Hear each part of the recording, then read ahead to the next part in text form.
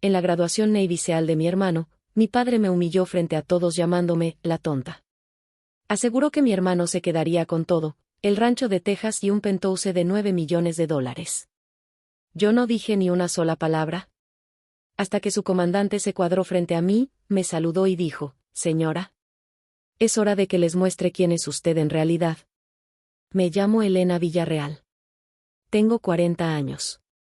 Y hasta ese día, mi familia seguía creyendo que yo era la hija que se había ido a perder por el mundo, la que no había hecho nada importante con su vida, la que no merecía ni respeto ni explicaciones.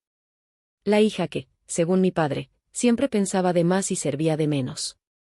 Pero me estoy adelantando. Todo comenzó aquella tarde en Coronado, California, con el aire salado del Pacífico pegándose a la piel y las banderas ondeando con esa solemnidad que solo existe en los lugares donde el sacrificio no se presume, se carga. Había familias por todas partes. Madres llorando con orgullo. Padres con la espalda recta. Hermanos tomando fotos. Niños pequeños corriendo entre las filas de sillas plegables, sin entender del todo por qué los adultos hablaban bajito y sonreían con los ojos húmedos. La graduación de los Navy SEAL no era una ceremonia cualquiera. Se sentía distinta. Más seria. Más contenida. Como si todos supieran, aunque nadie lo dijera en voz alta, que aquellos hombres no solo estaban recibiendo una insignia. Estaban cruzando una puerta de la que no todos regresan iguales. Mi hermano menor, Tomás Villarreal, estaba entre los graduados con su uniforme impecable. Recto. Firme. Seguro. Desde niña supe que él tenía algo que hacía que la gente volteara a verlo. No era solo carisma. Era esa clase de fuerza tranquila que se nota incluso cuando una persona no dice nada.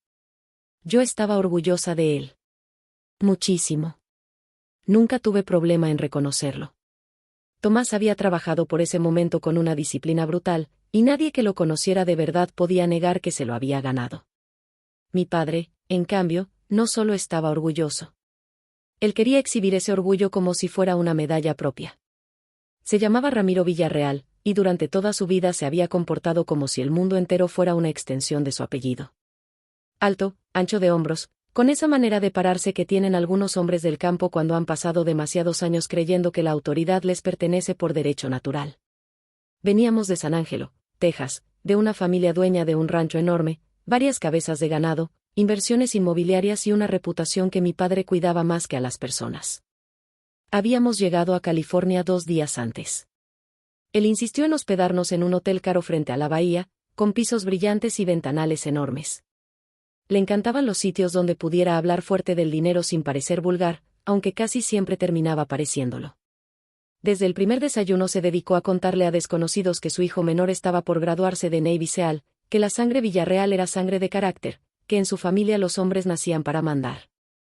Cuando decía «los hombres», siempre dejaba claro, aunque no lo explicara, que yo no entraba en esa frase. Yo llevaba un vestido azul oscuro, sencillo, elegante, sin pretensiones. Nunca fui mujer de llamar la atención. Aprendí muy pronto que, cuando una crece al lado de un hombre como mi padre, a veces el silencio parece más seguro que la verdad. Mi hermana mayor, Claudia, no había llegado todavía. Su vuelo se había retrasado. Así que en esa primera parte del día solo estábamos mi padre, mi madre, Lucía, Tomás y yo. Mi madre seguía siendo la misma de siempre. Dulce, cuidadosa, cansada por dentro. Tenía esa sonrisa leve que usan las mujeres que llevan décadas apagando incendios emocionales sin que nadie las felicite por ello. Se sentó entre mi padre y yo, como si todavía intentara, incluso a esas alturas de la vida, suavizar el espacio entre nosotros. La ceremonia avanzó entre discursos, reconocimientos y aplausos medidos. Se habló de disciplina, resistencia, honor, servicio. Se habló del precio del entrenamiento y del tipo de compromiso que exigía ese camino. Cada frase parecía tallada con exactitud. Nada sonaba vacío. Nada sonaba de adorno. Y mientras los oficiales hablaban, mi padre seguía haciendo lo que mejor sabía hacer, convertir un momento ajeno en una extensión de su ego. Mi hijo heredará el rancho completo, le susurró a un señor sentado detrás de nosotros, como si soltara un secreto valioso. Más de 5.000 acres. Tierra buena. Tierra de verdad.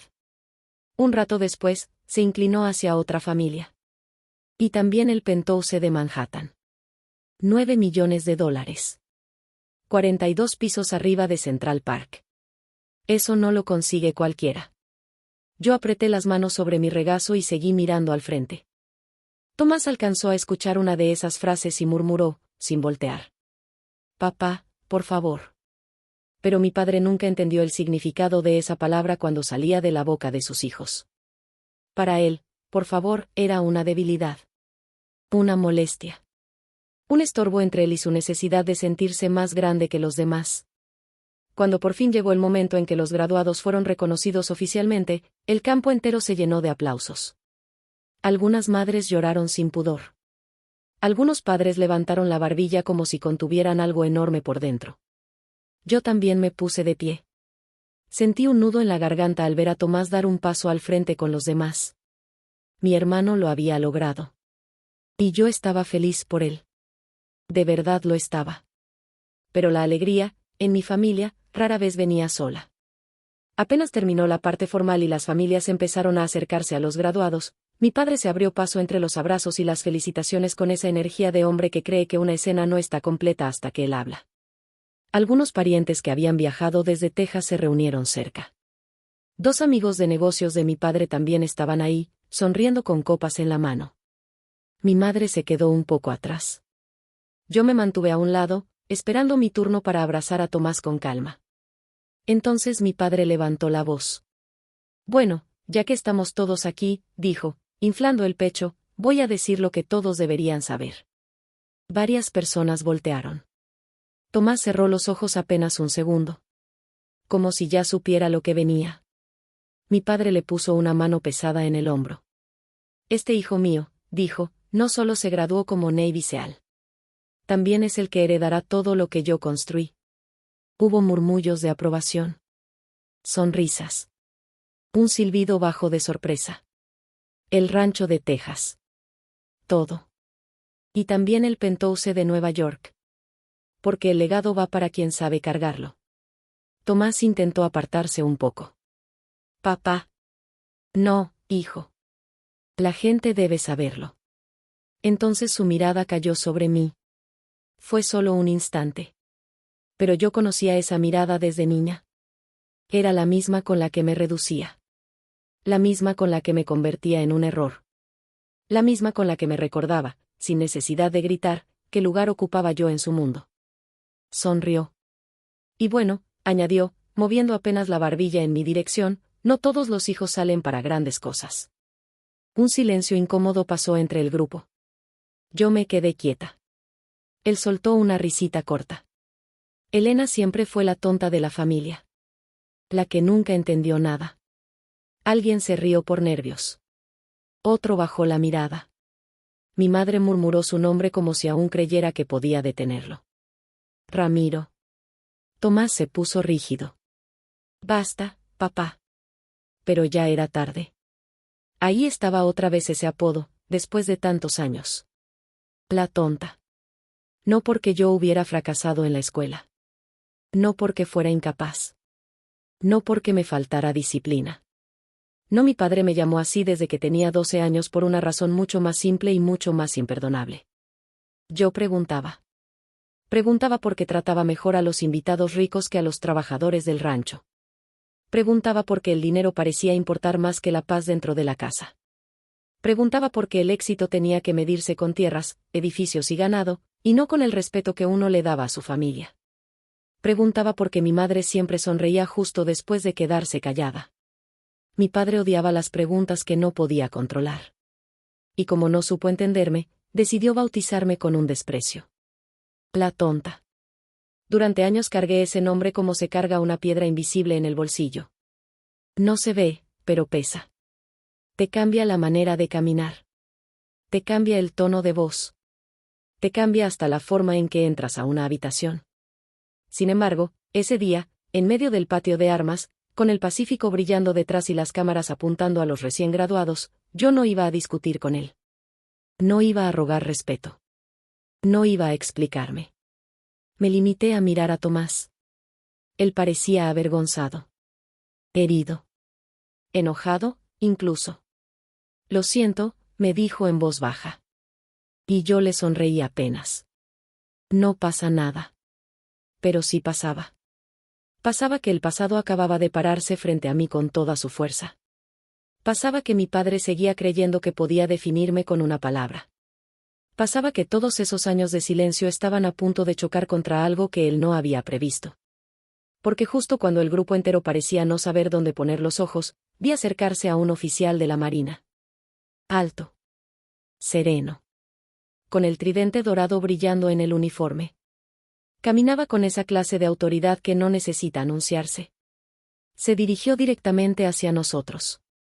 Mi padre acomodó la postura al instante, como hacen ciertos hombres cuando creen que por fin van a reconocerles algo importante. Seguramente pensó que el oficial venía a felicitarlo. O a felicitar a Tomás. O quizá a decir unas palabras que él pudiera presumir después en Texas. Pero el oficial no se detuvo frente a mi hermano. Se detuvo frente a mí. Me sostuvo la mirada. Y antes de que nadie entendiera lo que estaba pasando, se cuadró con precisión militar, levantó la mano y me saludó. Señora, dijo con un respeto impecable. Es hora de que les muestre quién es usted en realidad. Y en ese instante, hasta el viento pareció detenerse. Parte 2. El silencio que siguió fue tan absoluto que pude escuchar el sonido lejano de una gaviota sobre la base, el golpecito de una copa contra otra y la respiración torpe de uno de los primos de Texas que seguía sin entender qué estaba viendo. Mi padre fue el primero en reaccionar, aunque reaccionar quizá no sea la palabra correcta. Más bien intentó recuperar el control. Abrió la boca. La cerró. Luego se aclaró la garganta. Creo que se está confundiendo de persona, dijo con una rigidez casi cómica. El oficial no volteó a verlo enseguida. Su mirada seguía fija en mí, como si supiera perfectamente que ese momento no le pertenecía a mi padre, ni siquiera a él, sino a mí. Tomás frunció el ceño. ¿Usted conoce a mi hermana? Sí, operador, respondió el oficial con calma. La conozco lo suficiente. Aquella respuesta cayó pesada. No por el volumen. No por el tono. Sino por lo que implicaba. Mi hermano lo miró sorprendido. Yo también lo miré, aunque por razones distintas. Sabía quién era. Comandante Nathan Mercer. Habíamos coincidido en varios ciclos de planeación y evaluación. Un hombre respetado dentro de la estructura. Exigente, brillante, poco amigo de hablar de más. Si estaba ahí saludándome en público, era porque había decidido que el momento lo ameritaba. Y si él lo había decidido, era porque ya había entendido algo que mi familia apenas comenzaba a sospechar, que yo llevaba demasiados años dejando que otros contaran mi historia. Mi padre carraspeó otra vez. No entiendo por qué está saludando a mi hija. Entonces el comandante por fin lo miró. ¿Por qué ha servido a este país con honor, señor? Nadie dijo nada. Mi madre llevó una mano al pecho. Tomás me volvió a ver, esta vez con una mezcla de asombro y desconcierto que me rompió un poco el corazón. No porque dudara de mí, sino porque de pronto entendía cuántas cosas no sabía. Mi padre soltó una risa breve, seca. A ver, no. Espere. ¿Está diciendo que ella, qué? ¿Trabaja aquí? ¿Es personal administrativo? Años atrás, esa frase me habría pinchado el orgullo. Ese intento automático de reducirme a lo más pequeño disponible. Pero ya no. El comandante mantuvo la compostura. No, señor. Estoy diciendo que su hija ha ocupado funciones críticas dentro del área de inteligencia naval y planificación operativa. Mi padre parpadeó. ¿Inteligencia? Lo dijo como si la palabra le sonara exagerada. Como si no encajara con la imagen que él había decidido conservar de mí desde que me fui de casa con 2 maletas y sin pedir permiso. Tomás habló antes que nadie más. ¿Eso es cierto? Lo miré. Sí. Mi hermano dio un paso más cerca. ¿Desde cuándo? Desde hace años. ¿Cuántos años? Respiré despacio. 22. Vi cómo la cifra se instaló en su mente. 22 años. 22 años en los que mi familia asumió que yo había andado dando tumbos, saltando de trabajo en trabajo, viviendo una vida borrosa y mediocre solo porque no regresé al rancho a rendirles un informe de mis decisiones. Mi padre siguió intentando encajar las piezas. Eso no tiene sentido. El comandante lo escuchó sin cambiar el gesto. Con respeto, señor, sí lo tiene. No, no lo tiene, insistió mi padre. Mi hija se fue de Texas a los 18 años. Nunca dijo nada. Nunca explicó nada. Apenas llamaba. ¿Y ahora resulta que lleva más de 2 décadas en inteligencia naval? Así es. Esa serenidad lo descolocaba más que cualquier grito. Mi padre volteó hacia mí. ¿Y tú no pensabas mencionarlo? No respondí enseguida. No porque no supiera qué decir, sino porque llevaba toda una vida esperando esa pregunta, y de pronto me di cuenta de que la respuesta más honesta también era la más simple. Nunca preguntaste. Fue como soltar una piedra en el centro de una laguna quieta. Mi madre cerró los ojos. Tomás miró al piso. Un tío lejano fingió revisar su teléfono. El aire entero se volvió tenso. Mi padre apretó la mandíbula. No me vengas con eso, Elena. Es la verdad. Yo pensaba que si hubiera algo importante que decir, lo habrías dicho. Yo pensaba que si te importara saberlo, lo habrías preguntado. El comandante dio un paso discreto hacia un lado. No intervino. No tenía por qué hacerlo. Esa parte ya no le correspondía a él. Tomás se pasó la mano por la nuca. Espérate. ¿Has trabajado con unidades como la mía? Lo miré con calma. No directamente contigo. Eso no habría sido apropiado. Pero sí con estructuras de apoyo, análisis de amenaza, evaluaciones operativas y planeación para unidades de operaciones especiales. Mi hermano abrió mucho los ojos. O sea que... El comandante respondió por mí. O sea que parte del trabajo que su hermana ha hecho durante años ha ayudado a que hombres como tú entren mejor preparados, operen con mayor claridad y regresen a casa con más probabilidades. Mi padre soltó aire por la nariz. Eso suena muy bonito, comandante, pero sigue siendo trabajo de escritorio. Hubo un cambio sutil en la mirada del oficial. No ira. No desprecio. Solo firmeza. Señor, hay hombres vivos hoy gracias a decisiones tomadas con información correcta en el momento correcto. Subestimar ese trabajo es no entender cómo funciona el mundo moderno. La frase fue limpia. Sin arrogancia. Sin necesidad de humillarlo. Y quizá por eso dolió más. Yo podía sentir la incomodidad creciendo a nuestro alrededor. Pero no solo era incomodidad. También era expectativa. Todos querían saber quién era yo de verdad. Y lo más extraño fue darme cuenta de que yo ya no sentía vergüenza. Sentía cansancio, sí. Un cansancio viejo. El cansancio de haber sido malinterpretada durante demasiados años. El cansancio de cargar sola una historia que nadie se tomó la molestia de conocer. Pero debajo de ese cansancio había algo más fuerte. Paz. Porque una cosa es intentar convencer a alguien de tu valor. Y otra muy distinta es no necesitar convencer a nadie. El comandante me hizo un pequeño gesto con la cabeza. Señora, si gusta acompañarme unos pasos. Asentí. Nos apartamos lo suficiente para que la conversación principal no siguiera dándose en medio del grupo, aunque seguíamos al alcance de sus ojos. Yo sabía que mi padre nos estaba mirando con una confusión casi física, como si de verdad le hubiera cambiado la temperatura del cuerpo. Mientras caminábamos, el comandante habló en voz baja. No quería robarle el momento a su hermano. No se lo robó, respondí. Solo hizo visible algo que ya estaba ahí. Asintió apenas. Operador Villarreal tiene buen expediente. Se ha ganado el lugar. Eso me sacó una sonrisa. Lo sé. Se parece más a usted de lo que cree. Giré la cabeza hacia él. Eso le molestaría mucho a mi padre. Por primera vez, el comandante esbozó una sombra de sonrisa. Con el debido respeto, señorita Villarreal, creo que hoy su padre va a tener que aceptar varias cosas que le molestan. Miré de regreso al grupo. Mi padre seguía inmóvil. Tomás le hablaba, pero él apenas reaccionaba.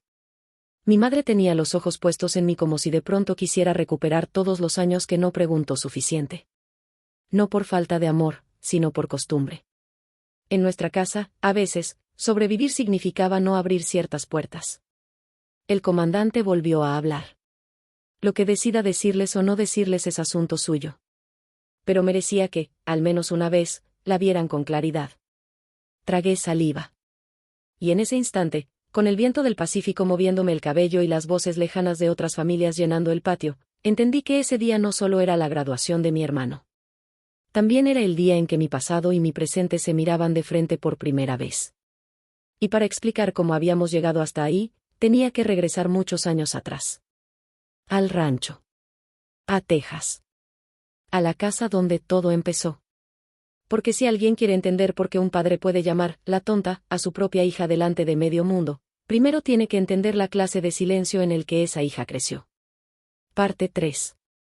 Crecí en un rancho a las afueras de San Ángelo, donde el cielo era tan grande que a veces una se sentía pequeña solo por existir debajo de él. Había polvo en los caminos, cercas que parecían no acabarse nunca, establos con olor a madera caliente y ganado, y un viento constante que a mí me gustaba porque parecía llevarse las cosas que no nos atrevíamos a decir. Para mi padre, el rancho no era solo propiedad. Era un testamento. Una manera de probarle al mundo que él valía. Hablaba de esas tierras como otros hombres hablan de una herencia sagrada. Cada hectárea era una extensión de su apellido. Cada cerca reparada, cada trato cerrado, cada cabeza de ganado vendida, lo confirmaba como el tipo de hombre que creía que siempre tenía razón. Éramos 3 hijos. Claudia, la mayor. Hermosa, correcta, rápida para decir lo que convenía decir. Mi padre la adoraba cuando era niña porque sabía sonreír en el momento exacto y no hacía preguntas incómodas. Con los años aprendió a volverse encantadora por supervivencia. Sabía cuándo alabar, cuándo callarse y cuándo desaparecer antes de que una conversación se pusiera fea. Luego venía yo. Y al final, Tomás. Mi hermano menor nació con una energía que a mi padre le fascinó desde el principio. Corría antes de caminar bien. Se ensuciaba feliz. Nunca le tuvo miedo al sol, ni a los caballos, ni a los hombres grandes, ni al esfuerzo físico. Mi padre vio en él una continuidad. Un hijo al que sí podía moldear. Un heredero natural. Yo era distinta. No dramática. No rebelde. No gritona. Solo distinta. Me gustaba sentarme sola con un libro. Me gustaba escuchar antes de hablar. Me gustaba observar los detalles que los demás pasaban por alto. Mientras Claudia aprendía a sonreír y Tomás aprendía a montar, yo me preguntaba por qué el capataz bajaba la voz al hablar con mi padre, por qué mi madre tensaba las manos debajo de la mesa en ciertas cenas, por qué había trabajadores a los que se les trataba con respeto si venían de visita y con sequedad si venían a pedir un aumento. Mi padre no entendía esa clase de mirada. Para él, una persona útil se reconocía fácil, hablaba con firmeza, obedecía rápido y no perdía el tiempo en dudas. Yo, en cambio, dudaba. No por insegura. Por curiosa. Y la curiosidad, en una casa como la mía, era casi una insolencia. Recuerdo perfectamente la tarde en que me llamó la tonta por primera vez. Yo tenía 12 años. Hacía calor del pesado, de ese que se queda pegado en la piel y hace vibrar el aire encima de la tierra. Estábamos en el porche de la casa principal. Mi padre revisaba unos papeles con números del rancho. Mi madre desgranaba frijoles en silencio. Yo estaba sentada en el escalón de abajo, descalza, con una libreta en la mano porque había pasado la mañana dibujando un mapa de las cercas y las zonas de pastoreo. Mi padre hablaba de comprar más terreno. Hay una parcela buena al oeste, decía. Si el trato sale, podemos extender el ganado y aumentar producción. Yo levanté la vista. ¿Para qué necesitamos más? Él siguió viendo sus papeles. Porque así se crece. Pero ya tenemos mucho, dije. ¿No sería mejor arreglar primero las casas de los trabajadores del lado norte? Mi madre dejó de mover las manos por apenas un segundo. Mi padre bajó el papel lentamente. ¿Perdón? Yo no estaba siendo insolente. Ni siquiera usé mal tono. Solo pregunté lo que me parecía lógico. Las casas de allá están muy deterioradas. Cuando llueve, entra agua. El señor Eusebio dijo que... No me importa lo que dijo Eusebio. Me quedé callada un momento. Luego pregunté otra vez. Entonces, ¿para qué queremos más tierras si todavía hay cosas aquí que están mal? Mi padre me miró como si yo acabara de decir una estupidez monumental.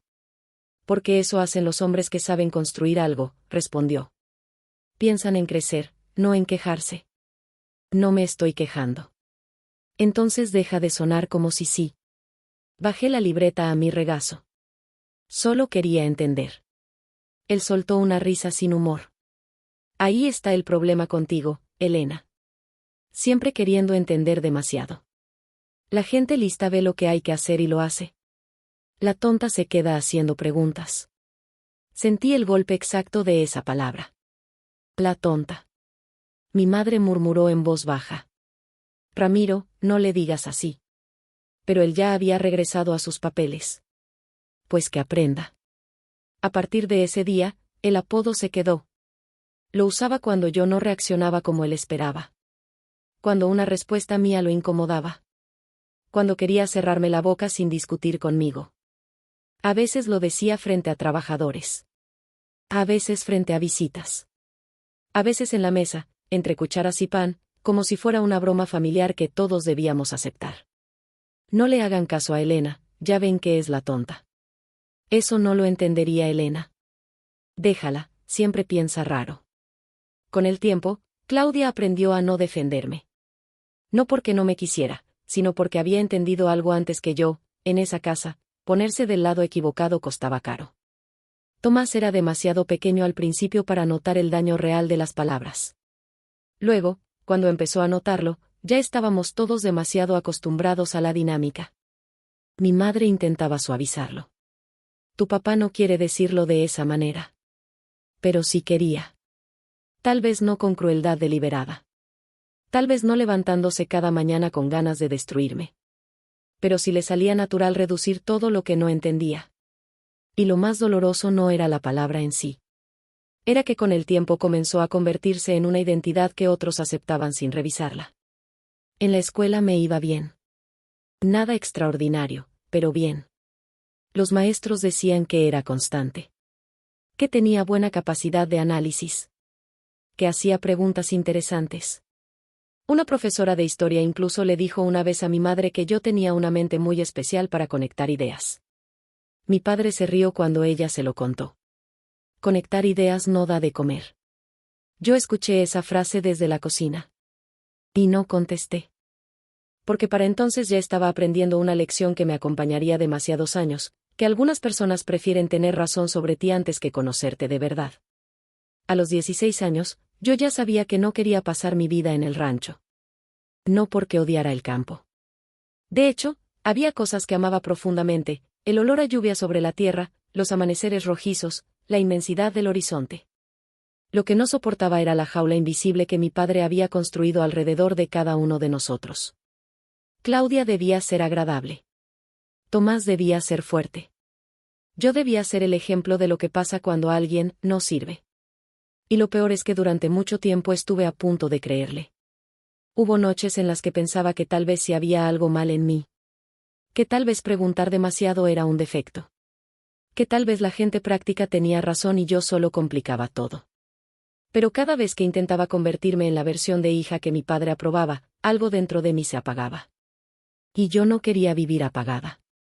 La decisión de irme no fue repentina. Se fue formando poco a poco. En cada cena tensa.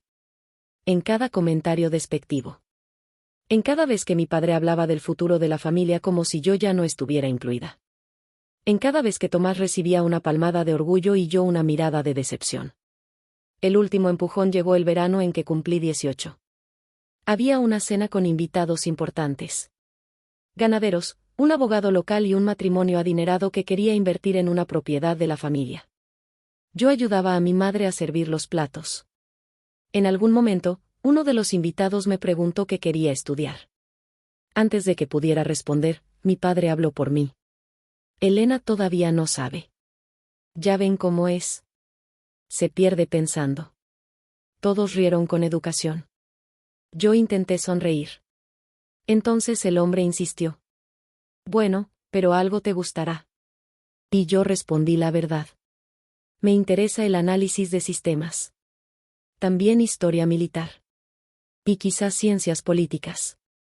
El hombre levantó las cejas, sorprendido. Mi padre soltó una carcajada. Lo que yo les diga. Puras cosas para no ensuciarse las manos. Esta muchacha vive en la luna. Otra vez las risas educadas. Y entonces, frente a todos, añadió: mi Elena es buena persona, pero no nació para cosas grandes. Es la tonta de la familia. No recuerdo haber sentido enojo. Recuerdo vergüenza. Vergüenza por estar ahí. Vergüenza por mi madre, que bajó los ojos. Vergüenza por mí misma por no decir nada. Vergüenza porque, en el fondo, todavía me dolía que una parte de mí siguiera queriendo que él me aprobara. Esa noche empecé a empacar. No hice drama. No di discursos. No amenacé con irme. Simplemente doblé ropa, guardé algunos libros, metí en una caja mis documentos y aparté el poco dinero que había ahorrado dando clases particulares y ayudando en inventarios del rancho. Cuando amaneció, ya estaba lista. Mi madre me encontró en la cocina con 2 maletas junto a la puerta. No preguntó mucho. Creo que en el fondo siempre supo que eso iba a pasar.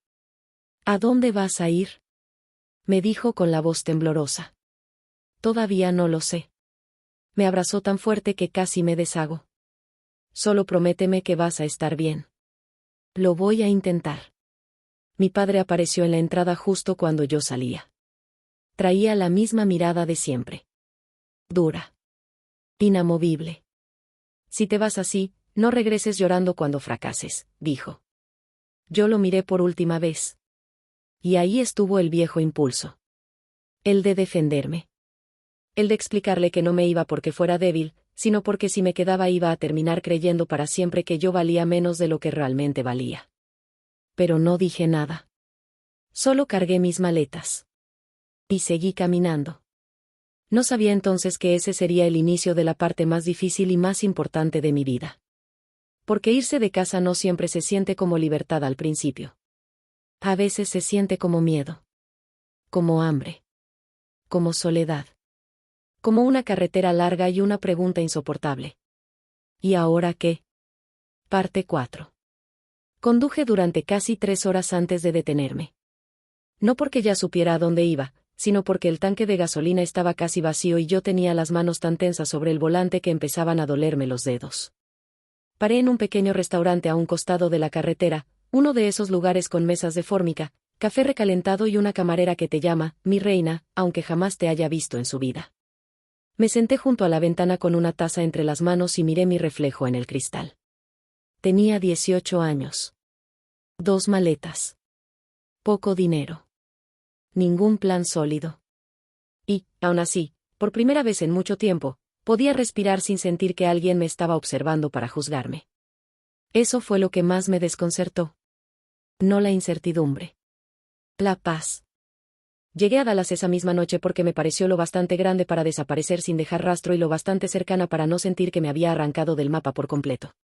Renté una habitación diminuta arriba de un taller mecánico. El techo tenía manchas de humedad. La ventana no cerraba bien. El ruido del metal y las herramientas subía desde abajo desde las 7 de la mañana. Pero era mía. Y había una libertad extraña en acostarme en un colchón barato sabiendo que nadie iba a entrar a decirme quién se suponía que debía ser. Conseguí trabajo en un supermercado acomodando mercancía en el turno de mañana. Por las tardes tomaba clases en una universidad comunitaria. Elegí materias que me exigieran pensar, análisis de datos, historia contemporánea, lógica, redacción, política internacional. Me gustaba la sensación de descubrir patrones. De mirar información dispersa y encontrar la forma en que encajaba.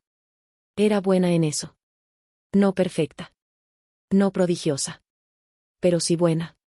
Y después de haber crecido escuchando que era, la tonta, empezar a destacar en algo que exigía inteligencia me produjo una mezcla rara de satisfacción y tristeza. Satisfacción porque por fin tenía evidencia externa de que mi mente servía. Tristeza porque una parte de mí seguía queriendo contárselo a alguien de mi familia. Llamaba a mi madre una vez por semana. Le decía que estaba bien, aunque a veces no fuera del todo cierto. Le contaba lo suficiente para que no se preocupara, pero no tanto como para que mi padre pudiera usar mi vida como nuevo material para sus juicios. Claudia aparecía de vez en cuando en esas llamadas. Siempre amable. Siempre un poco lejos. Tomás aún era muy joven. Hablábamos poco, pero sin tensión. Él nunca fue cruel conmigo. Solo creció bajo el mismo techo que yo, aprendiendo reglas que no había escrito. Pasó un año así. Trabajando. Estudiando. durmiendo poco. Y tratando de construir una vida desde cero. Entonces sucedió algo que cambió mi rumbo. Un día apareció en el campus un reclutador de la Marina. No era un hombre espectacular. No parecía salido de una película. Tenía el cabello ya un poco canoso y la clase de calma que solo se ve en personas acostumbradas a decidir bajo presión. Su mesa estaba llena de folletos sobre opciones técnicas, inteligencia, logística, ciberseguridad, mantenimiento, aviación y otras áreas que la mayoría de los estudiantes pasaba por alto porque todos pensaban primero en las imágenes más visibles del servicio militar. Yo también iba a pasar de largo. Pero vi un folleto sobre inteligencia naval y análisis operativo. Lo tomé. El reclutador me observó en silencio unos segundos antes de hablar. Eso casi no lo agarra nadie primero. ¿Por qué? Porque mucha gente no entiende lo que implica. ¿Y qué implica? Sonrió apenas. Paciencia. Disciplina. Capacidad para ver lo que otros no ven. Y responsabilidad, mucha responsabilidad. Me quedé leyendo. Había algo en esa descripción que me hizo sentir reconocida. No admirada. Reconocida. Como si de repente alguien hubiera puesto en palabras una habilidad que yo llevaba años desarrollando sin saber cómo nombrarla. ¿Alguna vez ha pensado en servir? Me preguntó. Negué con sinceridad. No de esta forma. Tal vez debería pensarlo. Lo pensé durante semanas. No fue una decisión impulsiva. Lo hablé con mi madre, aunque sin entrar en demasiados detalles. Mi padre, por supuesto, ni siquiera apareció en esa conversación. Ella no entendió del todo lo que yo quería hacer, pero escuchó algo distinto en mi voz. Algo firme. Algo que nunca había podido mostrar estando en casa. ¿Te haría bien? Me preguntó. Creo que sí. Entonces hazlo. Me enlisté 3 meses después. El entrenamiento básico fue duro, claro. Madrugar antes de que el cuerpo entendiera el reloj. Marchas. Órdenes. Estrés. Cansancio. Exigencia constante. Pero a diferencia de la casa donde crecí, aquella dureza tenía propósito. Nadie me humillaba para sentirse grande. Nadie usaba mis preguntas como una ofensa personal. Si cometía un error, se corregía. Si hacía algo bien, se reconocía. Y poco a poco empecé a entender una verdad que me había negado durante años. Yo no era débil. Solo había crecido en el lugar equivocado para mis fortalezas. Durante la capacitación, mis superiores notaron que retenía información con facilidad y que tenía buen criterio para analizar situaciones complejas. Me asignaron a programas más especializados. Aprendí a leer reportes, cruzar datos, detectar inconsistencias, construir evaluaciones útiles. Había noches enteras frente a pantallas, mapas, registros y documentos que para otros eran solo montones de información sin orden. Para mí, en cambio, todo comenzaba a formar patrones. Y cuando encontré esos patrones por primera vez, sentí algo que no había sentido nunca en el rancho. Confianza. No arrogancia. No soberbia. Confianza. La Marina me dio estructura, pero también me dio lenguaje para comprenderme. Lo que mi padre había llamado pensar demasiado, se volvió una herramienta. Lo que en casa parecía un defecto, ahí servía. Mi tendencia a observar detalles, a hacer preguntas, a no aceptar la primera explicación disponible, todo eso dejaba de ser una rareza molesta y se convertía en valor. Con el tiempo fui recibiendo asignaciones más delicadas. Algunas en la costa este. Otras en instalaciones donde no podía hablar demasiado de lo que hacía. Mi trabajo fue creciendo en complejidad y responsabilidad, pero yo seguí cargando el mismo hábito, el silencio. No el silencio asustado de mi adolescencia. Otro. Más frío. Más funcional. Aprendí a no explicarme de más. A no contarle a mi familia nada que no fuera necesario. Primero, porque ciertas partes de mi trabajo no podían compartirse. Y segundo, porque la verdad era esta, no confiaba en que quisieran escucharla de buena fe. Mi madre me preguntaba si estaba comiendo bien, si dormía, si tenía amigos. A veces me decía que mi padre seguía igual. A veces me contaba pequeños detalles del rancho. Claudia se casó joven. Luego se divorció. Luego volvió a casarse. Tomás creció fuerte, noble y terco. Más parecido a mi padre por fuera que por dentro. A él le conté un poco más con los años. Lo suficiente para que supiera que yo estaba bien. Lo suficiente para que entendiera que no me había perdido. Pero no lo suficiente para explicarle el peso real de lo que hacía. No era falta de cariño. Era costumbre. Era prudencia. Era la sensación de que una vez que la gente decide una versión de ti, corregirla toma más energía de la que casi siempre vale la pena gastar. Y así pasaron los años. 1, 5, 10, 12. Yo seguía avanzando. Tomando cursos. Asumiendo responsabilidades nuevas. Participando en entornos donde una mala lectura de la información podía costar muchísimo. Mi apellido no me abrió una sola puerta. Mi historia familiar no importó.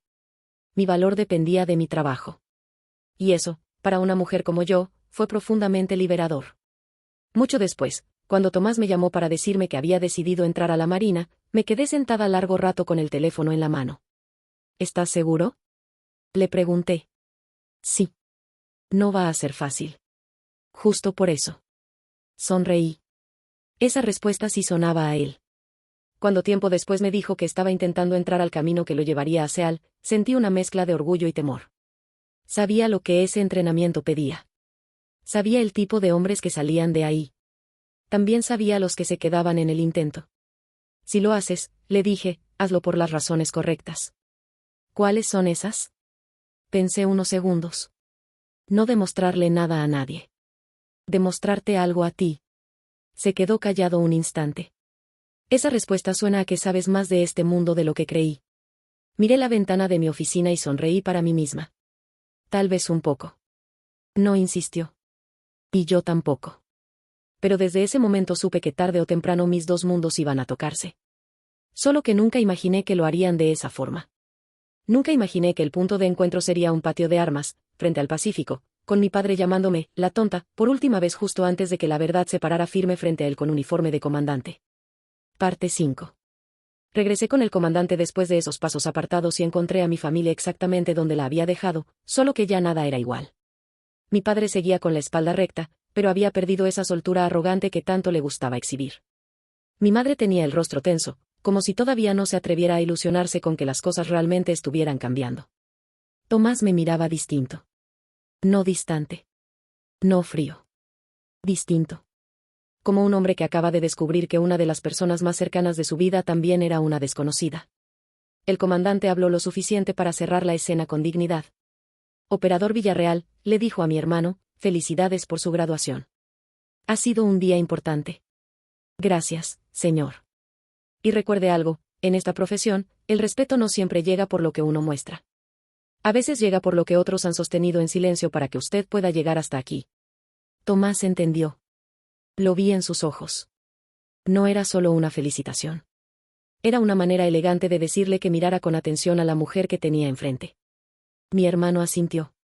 Sí, señor. El comandante me dirigió un gesto final, breve, profesional, y se retiró. No se quedó para ver las consecuencias. No era necesario. Su parte había sido abrir la puerta. Lo que siguiera adentro era asunto de nosotros. Durante varios segundos nadie habló. Después, Tomás fue el primero en romper el silencio. ¿De verdad llevas 22 años en esto? Sí. ¿Y nunca me dijiste nada? No de esa manera. No, Elena. No me dijiste nada de esto. Su voz no tenía reproche duro. Tenía desconcierto. Lo entendía. Te dije lo que podía, respondí. Y lo que creí que importaba. Pues sí importaba. Tal vez ahora sí. Esa frase lo hizo quedarse callado. Mi padre la escuchó también. ¿Ahora sí? Repitió, molesto. ¿Qué se supone que significa eso? Lo miré de frente. Significa que durante años ya habías decidido quién era yo sin necesidad de saberlo.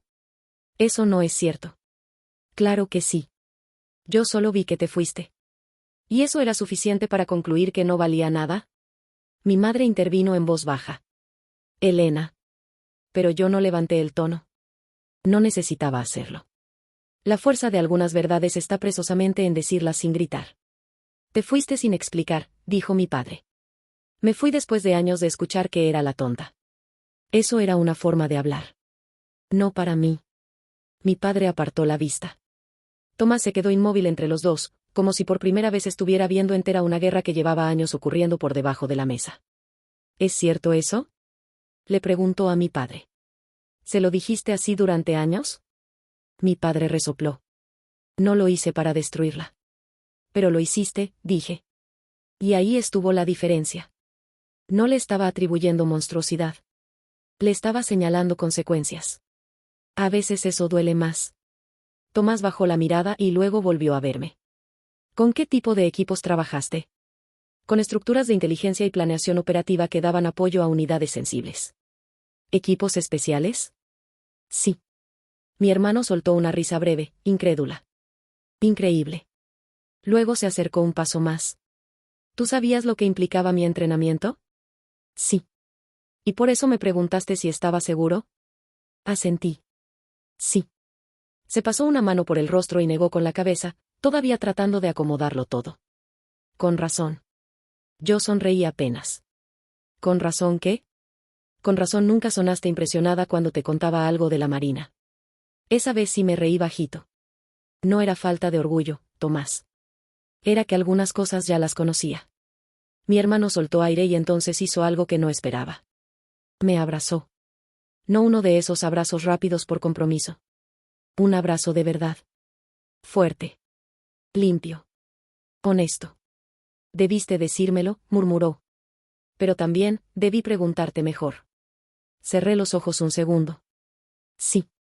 Cuando se separó, tenía los ojos brillosos. No de llanto. De emoción contenida.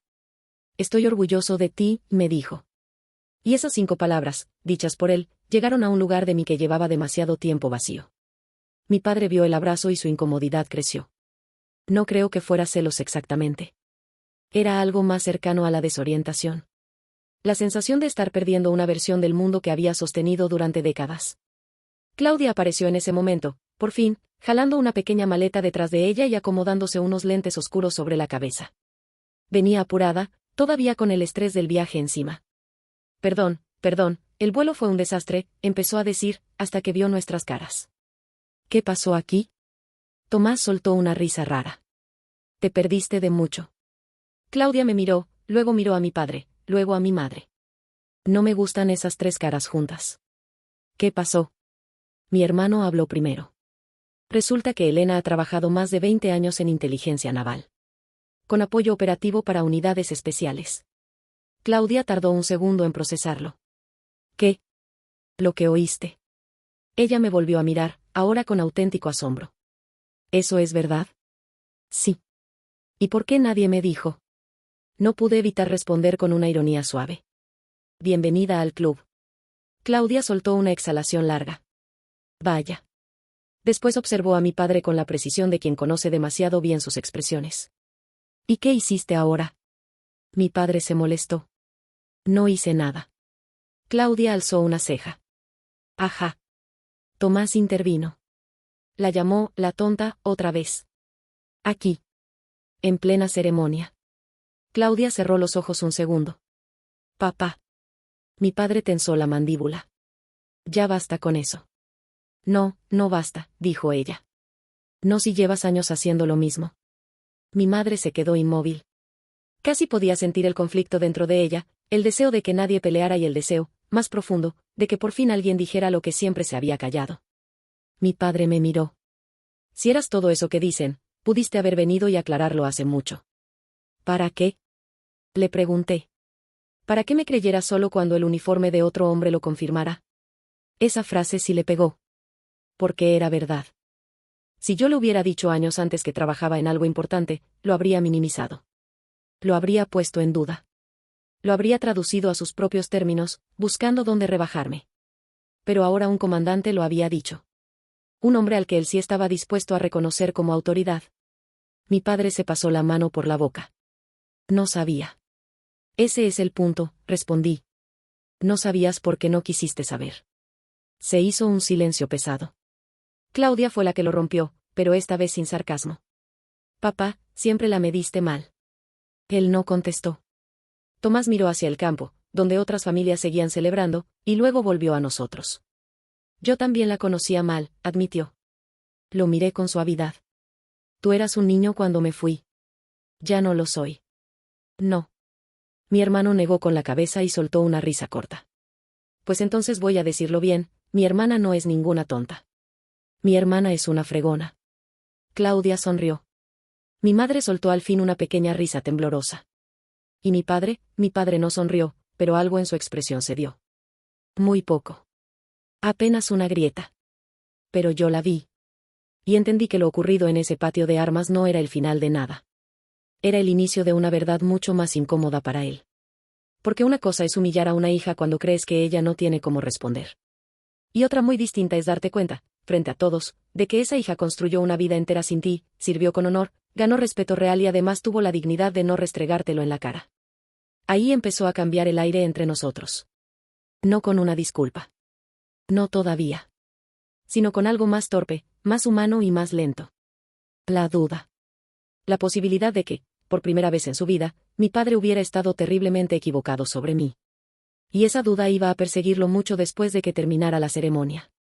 Porque lo que pasó en Coronado no se quedó en Coronado. Esa misma tarde, mientras el sol empezaba a bajar sobre el Pacífico y las familias seguían tomándose fotos entre abrazos, mi padre iba a escuchar algo más que terminaría de romper la historia que llevaba 20 años contándose sobre mí. Suscríbete si te gusta el video, porque lo que pasó después no solo cambió la forma en que mi familia me veía, también cambió el legado de todo lo que mi padre creía controlar. La tarde siguió avanzando, pero para mí el tiempo empezó a sentirse raro, como si el día hubiera quedado partido en dos. Antes del saludo del comandante y después del saludo del comandante. Antes de que mi padre me llamara, la tonta, una vez más frente a todos, y después de que una verdad mucho más grande le cayera encima sin que pudiera detenerla.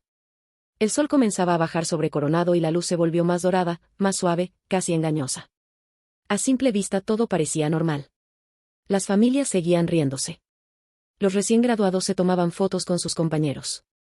Unos niños corrían detrás de una gaviota. Alguien abrió otra botella de champán. A lo lejos se escuchaban aplausos aislados, llamados, carcajadas. Pero dentro de nuestro pequeño círculo, nada estaba normal. Mi padre caminaba despacio por el borde del campo de desfile con las manos metidas en los bolsillos, algo muy poco común en él. Cuando Ramiro Villarreal metía las manos en los bolsillos no era porque estuviera relajado. Era porque estaba tratando de contener algo que no sabía manejar. Mi madre lo observaba de reojo, con la experiencia de una mujer que llevaba décadas leyendo sus silencios mejor que sus palabras. Claudia se acercó a mí con 2 vasos de agua y me entregó uno. Toma. Tienes cara de que se te secó el alma. Solté una risa corta. Gracias. Ella me estudió un momento, todavía procesando. ¿En serio, Elena, 22 años? Sí. ¿Y nunca dijiste nada? Ya preguntaste eso. Sí, pero ahora te lo pregunto como hermana, no como chismosa en SOC. Le di un sorbo al agua antes de responder. No sabía cómo decirlo sin que sonara a defensa. Y después dejó de importarme explicarlo. Claudia apretó los labios. Pues a mí sí me habría gustado saberlo. La miré. Había sinceridad en sus ojos. También un poco de culpa. No culpa por haberme hecho daño directamente, sino por haber formado parte de la maquinaria del silencio. Porque eso había sido nuestra familia muchas veces, una maquinaria perfectamente aceitada para dejar las cosas importantes sin nombrar. Tomás se reunió con nosotras unos minutos después, ya sin la rigidez ceremonial del momento anterior. Se veía distinto cuando sonreía. Más joven. Más cercano al hermano que yo recordaba de antes de que el mundo le exigiera volverse de acero. Necesito que me expliques algo, dijo. ¿Qué cosa? Cuando el comandante te saludó, no fue un gesto simbólico, ¿verdad? No. O sea, de verdad te conoce. Sí. Y de verdad sabe lo que has hecho. Sí. Negó con incredulidad. No lo puedo creer. Créelo. Él soltó una risa por la nariz y luego se puso serio. ¿Alguna vez trabajaste en algo que tuviera que ver con información para entrenamientos como los nuestros? Lo pensé unos segundos, midiendo qué tanto podía decir incluso en términos generales. Algunas evaluaciones, algunos esquemas de amenaza, ciertos modelos de preparación. Nada que pueda detallarte, pero sí, parte del ecosistema. Tomás abrió y cerró la boca como si quisiera seguir preguntando y al mismo tiempo entendiera que no debía. Con razón hablabas como hablabas, murmuró. ¿Cómo hablaba? Cuando te llamé para decirte que iba a intentar entrar al proceso SEAL. No sonabas impresionada. Sonabas, preocupada. Pero de una manera muy específica. Porque sabía lo que implicaba. Ya veo. Se quedó en silencio un momento, y luego dijo algo que no esperaba. ¿Te dio miedo por mí? La pregunta me tocó de inmediato. Mucho. Tomás bajó la mirada un segundo. No sabía eso. No tenías por qué saberlo. Sí tenía. No discutí. Porque tenía razón. Quizá él sí merecía haber sabido más. No por ego, no por curiosidad vana, sino porque entre nosotros siempre hubo algo que con el tiempo pudo haber sido una relación más profunda, si ambos hubiéramos tenido un poco más de valor para hablar. Mi padre seguía caminando a unos metros. Claudia lo miró y resopló. Está pensando. Eso nunca trae nada sencillo. Yo también lo observé. Había algo desarmado en él. No vencido, no humillado exactamente. Desarmado. Como un hombre que acababa de descubrir que su mapa del mundo tenía un error enorme en medio. Poco después, uno de los instructores de Tomás se acercó para felicitarlo y hablarle de horarios, documentos y próximos movimientos. Nosotros nos hicimos a un lado, y fue entonces cuando vi a mi padre regresar por fin hacia nosotros. Venía más despacio de lo normal. No habló de inmediato. Miró a Tomás, luego a Claudia, luego a mí. Quiero hablar con Elena un momento, dijo. Claudia arqueó una ceja. ¿A solas? Sí. Tomás me miró como preguntando si estaba bien. Yo asentí. Está bien. Mi padre señaló con la barbilla hacia una zona más apartada, cerca del borde de la base, donde se alcanzaba a ver la línea del océano entre las estructuras. Caminamos sin prisa. Sin tocarnos. Sin mirarnos demasiado. Solo con el sonido del viento y el eco lejano de la ceremonia detrás. Durante varios minutos no dijo nada. Yo tampoco. No iba a rescatarlo de su propio silencio. Finalmente, se aclaró la garganta. No sabía, dijo. No respondí enseguida. Eso ya lo dijiste. No. Quiero decir que de verdad no sabía nada de esto. Lo sé. Yo pensé. Se detuvo. ¿Qué pensaste? Me miró por fin. Pensé que te habías ido porque no podías con la vida del rancho. Pensé que, no sé, que ibas de un lado a otro. Que hacías trabajitos. Que nunca encontraste tu lugar. Escucharlo en voz alta no me hirió tanto como habría imaginado años atrás. Más que dolor, me produjo una claridad casi triste. Sí, dije. Eso pensaste. ¿Y por qué no me corregiste? Lo miré de frente. Porque desde niña aprendí que cuando ya has decidido algo sobre mí, no escuchas lo demás. El viento sopló más fuerte. Él volteó hacia el mar y se quedó callado otra vez. El comandante dijo que ha servido con honor. Sí. Dijo que tu trabajo ha ayudado a hombres en el campo. Sí. ¿Y eso es verdad? Esa pregunta me hizo sonreír apenas, no por burla, sino por lo absurda que seguía siendo su necesidad de confirmarlo todo. Sí, papá. También eso es verdad. Apretó la mandíbula. Luego preguntó lo único que en el fondo de verdad quería saber. Entonces, ¿todo este tiempo yo estuve equivocado contigo? Lo sostuve con la mirada. Sí. Fue una palabra pequeña. Pero pesó como una puerta de hierro cerrándose detrás de él. Se pasó la mano por la cara. Caray. Y en ese momento entendí algo que nunca había querido aceptar del todo, por más daño que mi padre me hubiera hecho, parte de él realmente había creído su propia versión de mí. No era solo crueldad. Era ceguera. Una ceguera construida con orgullo, costumbre y una idea demasiado estrecha de lo que vale una persona. Eso no lo justificaba. Pero sí lo explicaba. Y a veces entender algo no lo hace menos triste. Solo más nítido. Se quedó viendo el horizonte un buen rato. Luego dijo, con una voz que no le había escuchado en años. Supongo que te debo más que una explicación. No respondí. Porque una parte de mí, todavía herida, pensó de inmediato, no me debes explicación. Me debes verdad. Y presentí que esa conversación apenas estaba comenzando. Parte 7. Nos quedamos parados junto a la baranda. Con el Pacífico extendiéndose enfrente como si no tuviera fin. Había algo extraño en estar tan cerca de mi padre sin que ninguno de los dos supiera bien cómo empezar. Durante mi infancia él llenaba cualquier espacio con su voz. No dejaba huecos. No permitía incertidumbre. Pero esa tarde, por primera vez, parecía un hombre sin libreto. Cuando te fuiste, dijo al fin, yo me lo tomé como una afrenta. Solté aire por la nariz. Eso ya lo imaginaba. No, Elena. No entiendes. Para mí, se interrumpió, buscando las palabras. Para mí el rancho no era solo una casa. Era todo lo que había construido. Todo lo que me había ganado.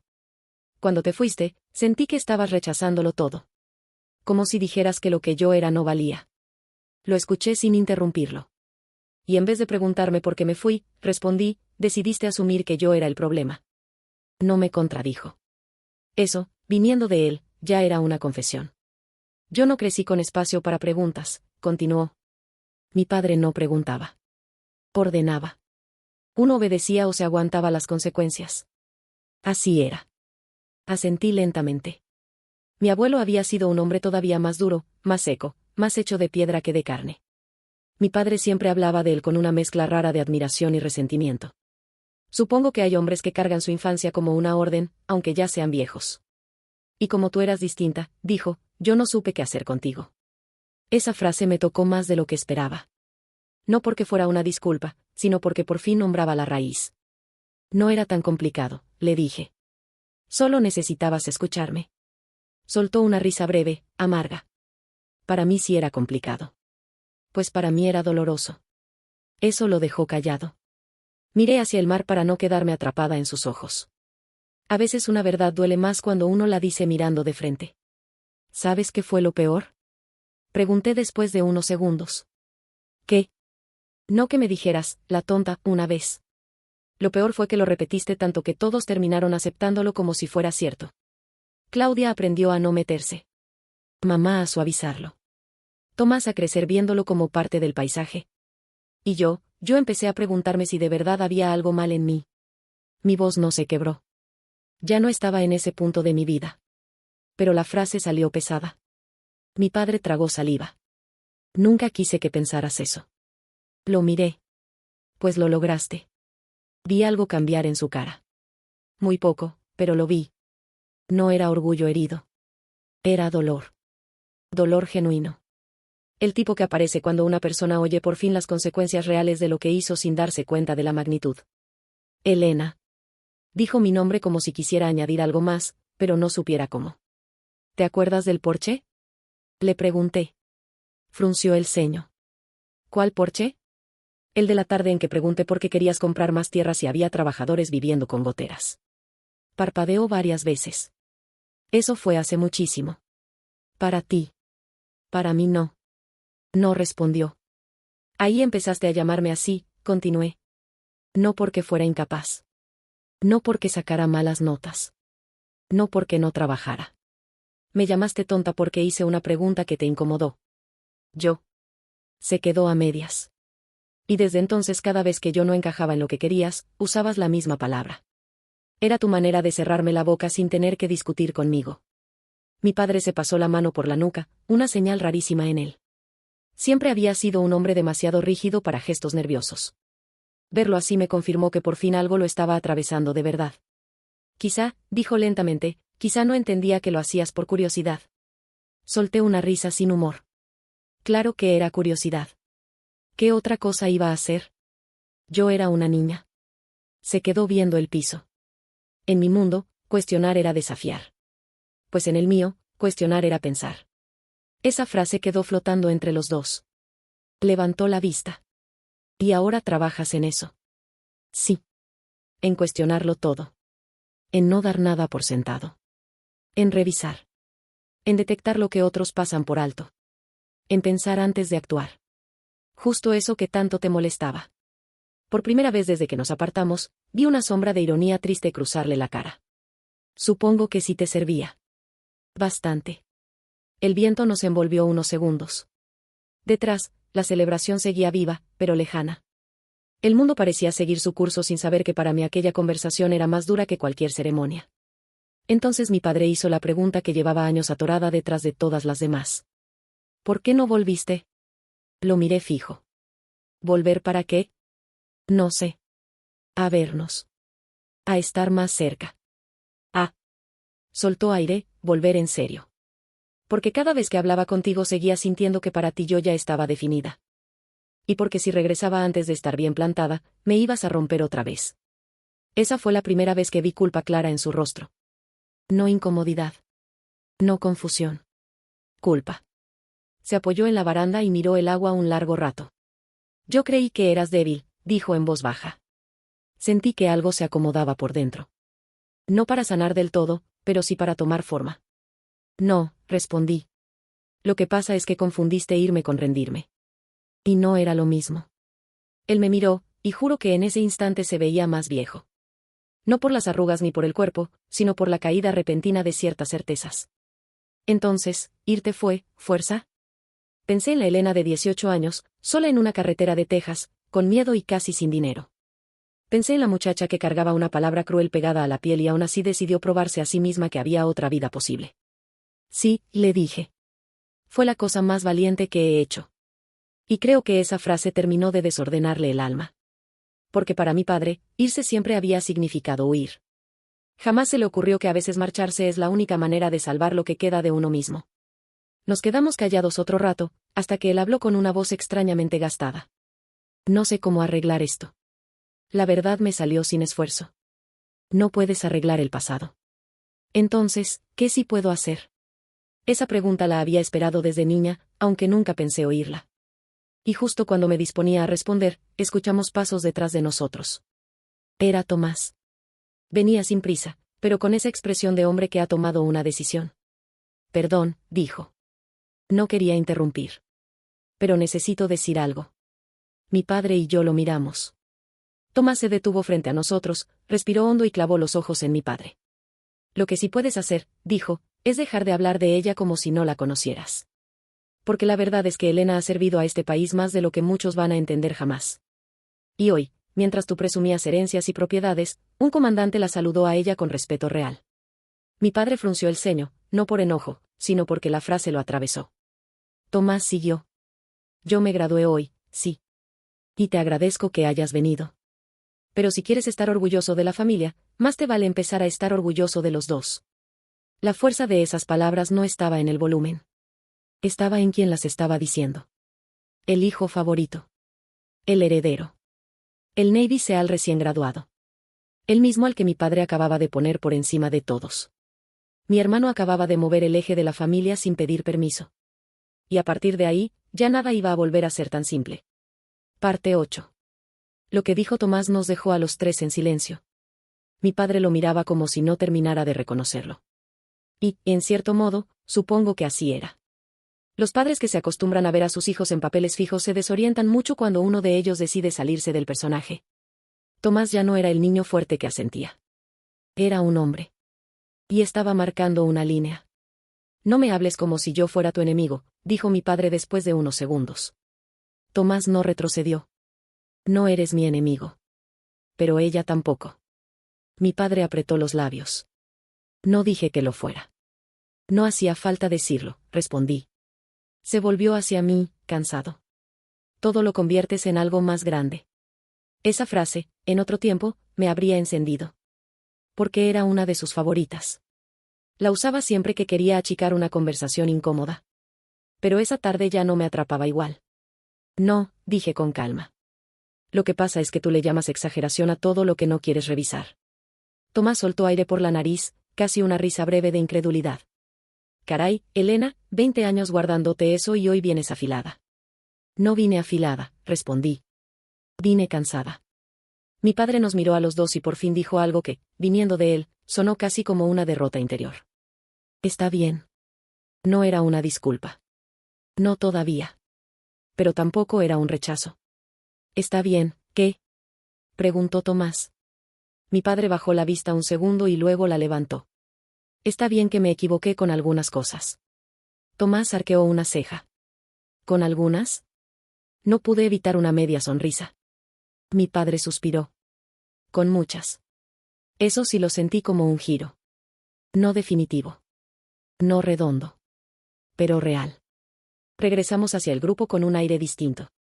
Mi madre nos vio venir y entendió al instante que algo había cambiado, aunque todavía no supiera exactamente qué. Claudia seguía contestando mensajes mientras fingía normalidad, pero apenas alzó la vista y vio la cara de mi padre, guardó el teléfono. Bueno, dijo. Esa caminata se ve menos explosiva de lo que esperaba. No le busques chiste a todo, murmuró mi padre. Claudia alzó ambas manos. Perfecto. Seguimos en terreno conocido. Mi madre se acercó despacio. ¿Todo bien? Tomás respondió antes que nadie. Vamos mejor. Ella me sostuvo la mirada unos segundos, como preguntándome en silencio si eso era verdad. Yo asentí apenas. No estábamos bien.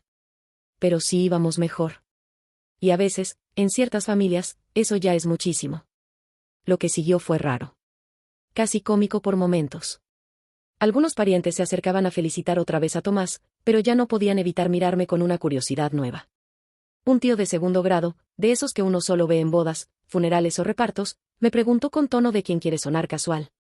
Entonces, ¿si trabajas con la Marina de verdad? Claudia soltó una carcajada antes de que yo respondiera. No, hombre, fue actuación comunitaria. Claro que sí. Yo le di un pequeño codazo. Sí, trabajo con la Marina. Ah, mire nomás. Después vino una prima lejana con una sonrisa excesiva. Yo siempre dije que tú eras muy inteligente. Claudia volvió a ahogarse de risa y yo tuve que mirar a otro lado para no reírme también. La verdad es que ese tipo de reacciones ya no me afectaban. Más bien me parecían una muestra perfecta de cómo cambia el trato de la gente cuando una autoridad externa valida lo que tú eras desde antes. Tomás seguía a ratos a mi lado, como si quisiera recuperar tiempo. Necesito entender algo, me dijo cuando por fin se calmó un poco el movimiento. ¿Tú alguna vez supiste algo sobre mi clase, sobre mi grupo, mientras yo estaba en entrenamiento? No de forma directa. Y si hubiera podido, tampoco habría sido apropiado meterme. Pero el mundo es más pequeño de lo que parece, Tomás. Algunos nombres circulan. Algunas reputaciones también. ¿Y la mía? Lo pensé un segundo. Escuché que eras disciplinado. Que no hacías ruido de más. Que no te quebrabas fácil. Se quedó callado. ¿Eso escuchaste? Sí. ¿Y te sentiste orgullosa? Esa pregunta me enterneció. Muchísimo. Mi hermano bajó la cabeza con una sonrisa leve. Era increíble lo poco que a veces hace falta para llenar un hueco entre hermanos. No siempre se necesita una gran reconciliación. A veces basta con una verdad dicha a tiempo. Claudia se acercó con una copa en la mano. Les voy a decir algo que nadie me pidió, pero igual voy a decirlo. «¿Qué novedad?», murmuró Tomás. Ella lo ignoró. Si hoy pasó todo esto, quizá era porque ya no podía seguir sosteniéndose la versión vieja de esta familia. Mi madre la miró. Claudia. No, mamá, en serio. Ya era hora.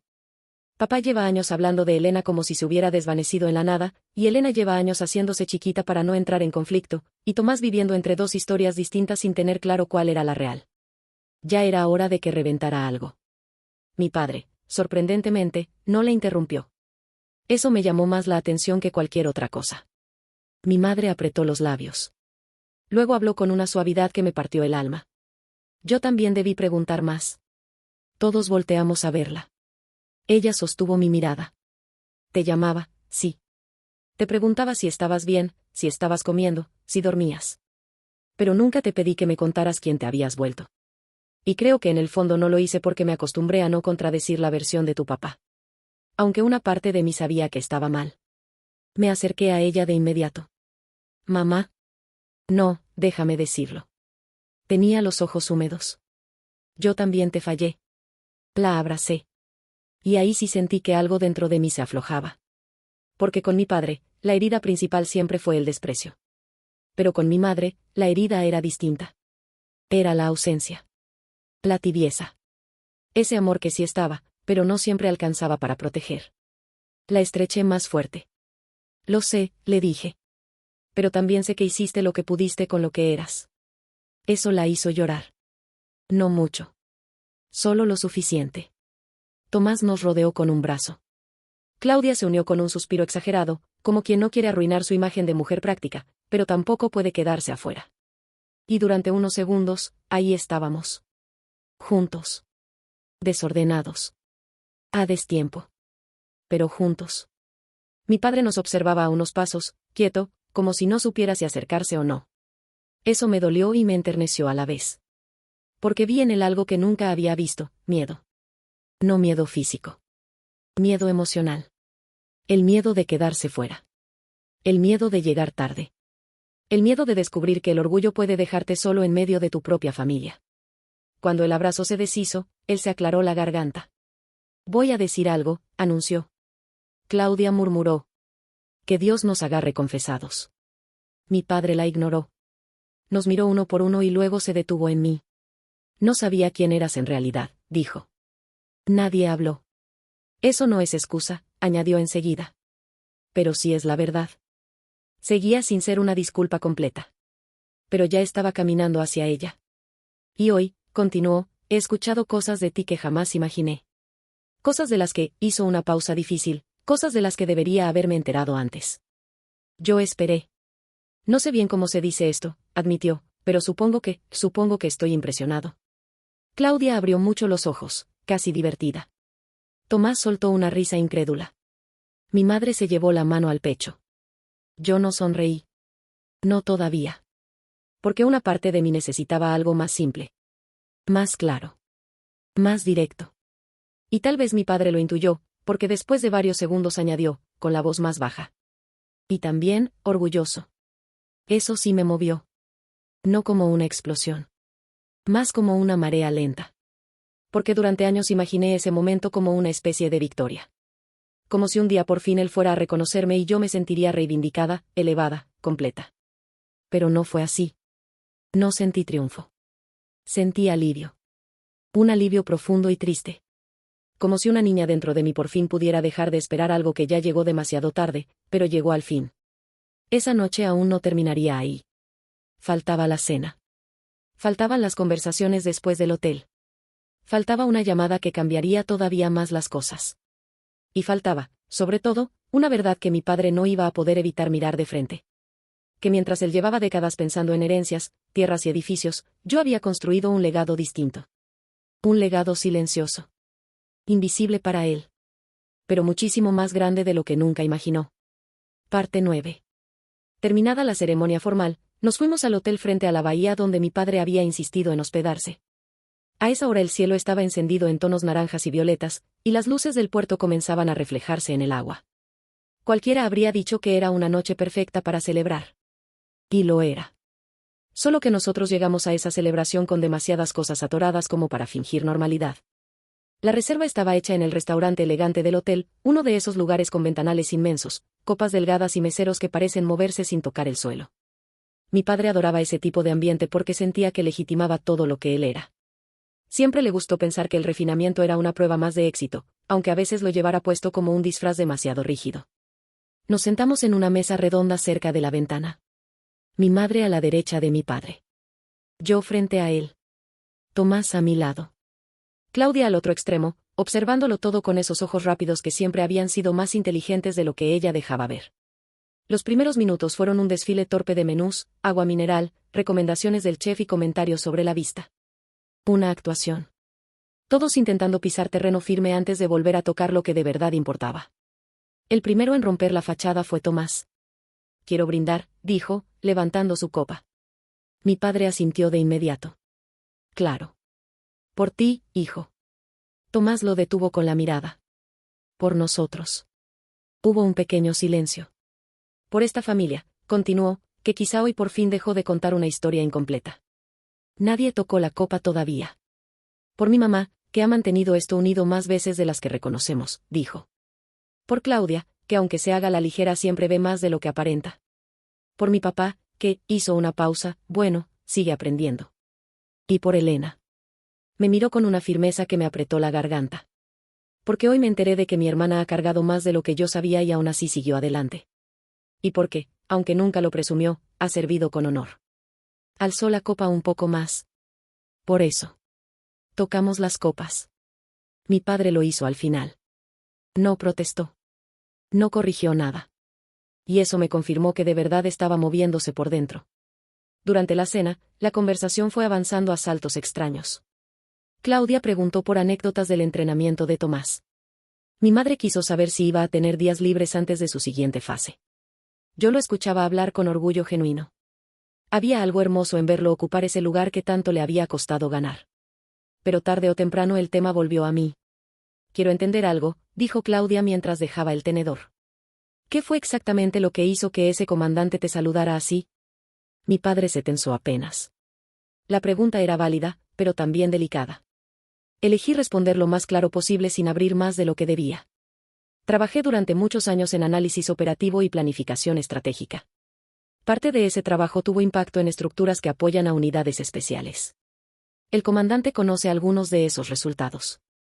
Eso es todo lo que necesito decir. Claudia asintió. Está bien. No necesito detalles de película. Solo quería saber porque parecía que todos menos nosotros sí sabían quién eras. Mi madre bajó la mirada. Mi padre dejó la copa sobre la mesa con cuidado.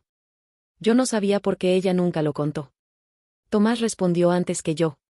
No, papá. Tú no sabías porque nunca preguntaste de verdad. Mi padre se irritó. Ya entendí esa parte.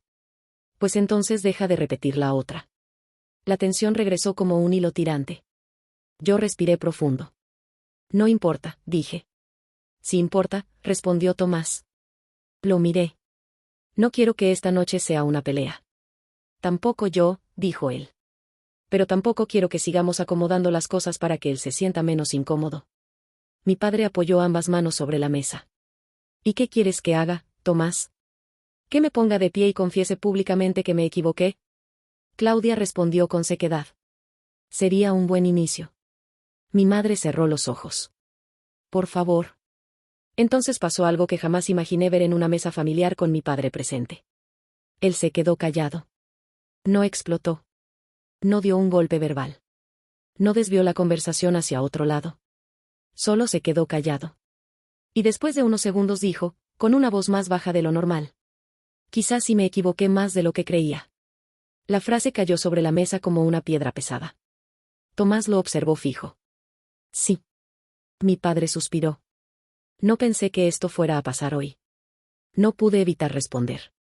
Yo tampoco pensé que me llamarías, la tonta, otra vez frente a todos. Levantó la vista hacia mí. Ahí estaba. El punto exacto que no podía esquivar. Tienes razón, dijo.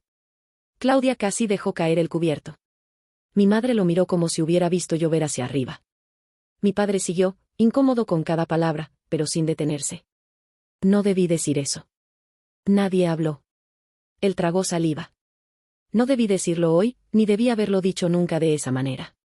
Mi pecho se tensó. Ahí estaba por fin la frase que durante años creí que no iba a existir. No fue elegante. No fue brillante. No vino adornada de grandes sentimientos. Pero fue real. Y eso la hizo más valiosa. Lo miré sin apartarme. Gracias. Mi voz salió tranquila, aunque por dentro tenía a la niña de 12 años temblando en algún lugar escondido. Mi padre asintió una sola vez, como si todavía no supiera habitar del todo la humildad. La cena siguió después de eso, más ligera por momentos, más rara por otros. Claudia empezó a bromear otra vez. Tomás contó una historia sobre una parte del entrenamiento que hizo reír hasta a mi madre. Yo respondí algunas preguntas generales sobre mis años fuera, sin entrar en detalles. Y mi padre, aunque hablaba poco, parecía escuchar cada palabra con la atención de un hombre que acaba de descubrir que el pasado no está tan cerrado como creía. Cuando el postre llegó, ya la tensión principal se había aflojado. No desaparecido. Solo aflojado. Como una cuerda vieja que por fin deja de cortar la piel, aunque todavía siga ahí.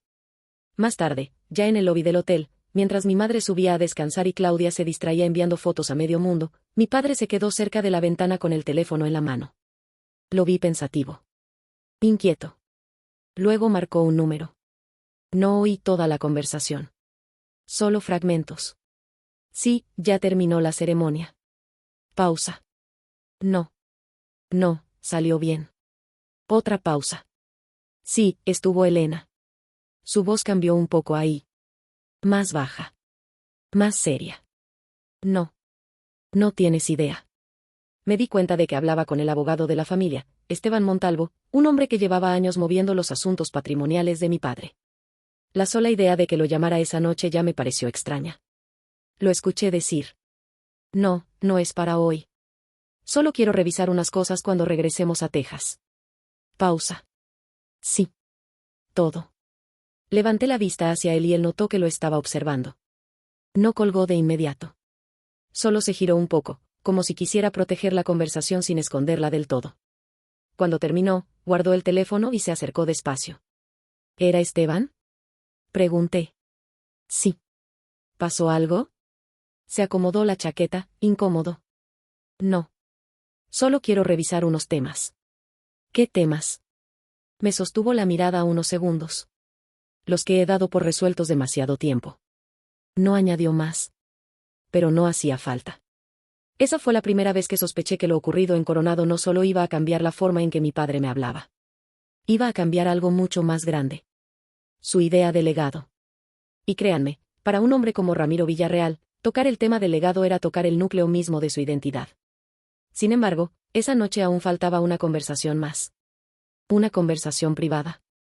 Una de esas que no suceden con llantos escandalosos ni portazos, sino con dos personas sentadas demasiado tarde, frente al mar oscuro, diciendo por fin las palabras que llevan décadas pudriéndose por dentro. Y esa conversación iba a marcar la diferencia entre una disculpa por vergüenza y un verdadero arrepentimiento. Parte 10. No pude dormir. Me metí en la cama del hotel cerca de la medianoche, pero la cabeza me seguía dando vueltas como si todavía estuviera parada en el campo de desfile. Las palabras de mi padre, el saludo del comandante, el abrazo de Tomás, la mirada de mi madre, todo se mezclaba. Había esperado durante años algo parecido a una reparación, pero cuando por fin empezó a llegar no se sintió limpio ni glorioso.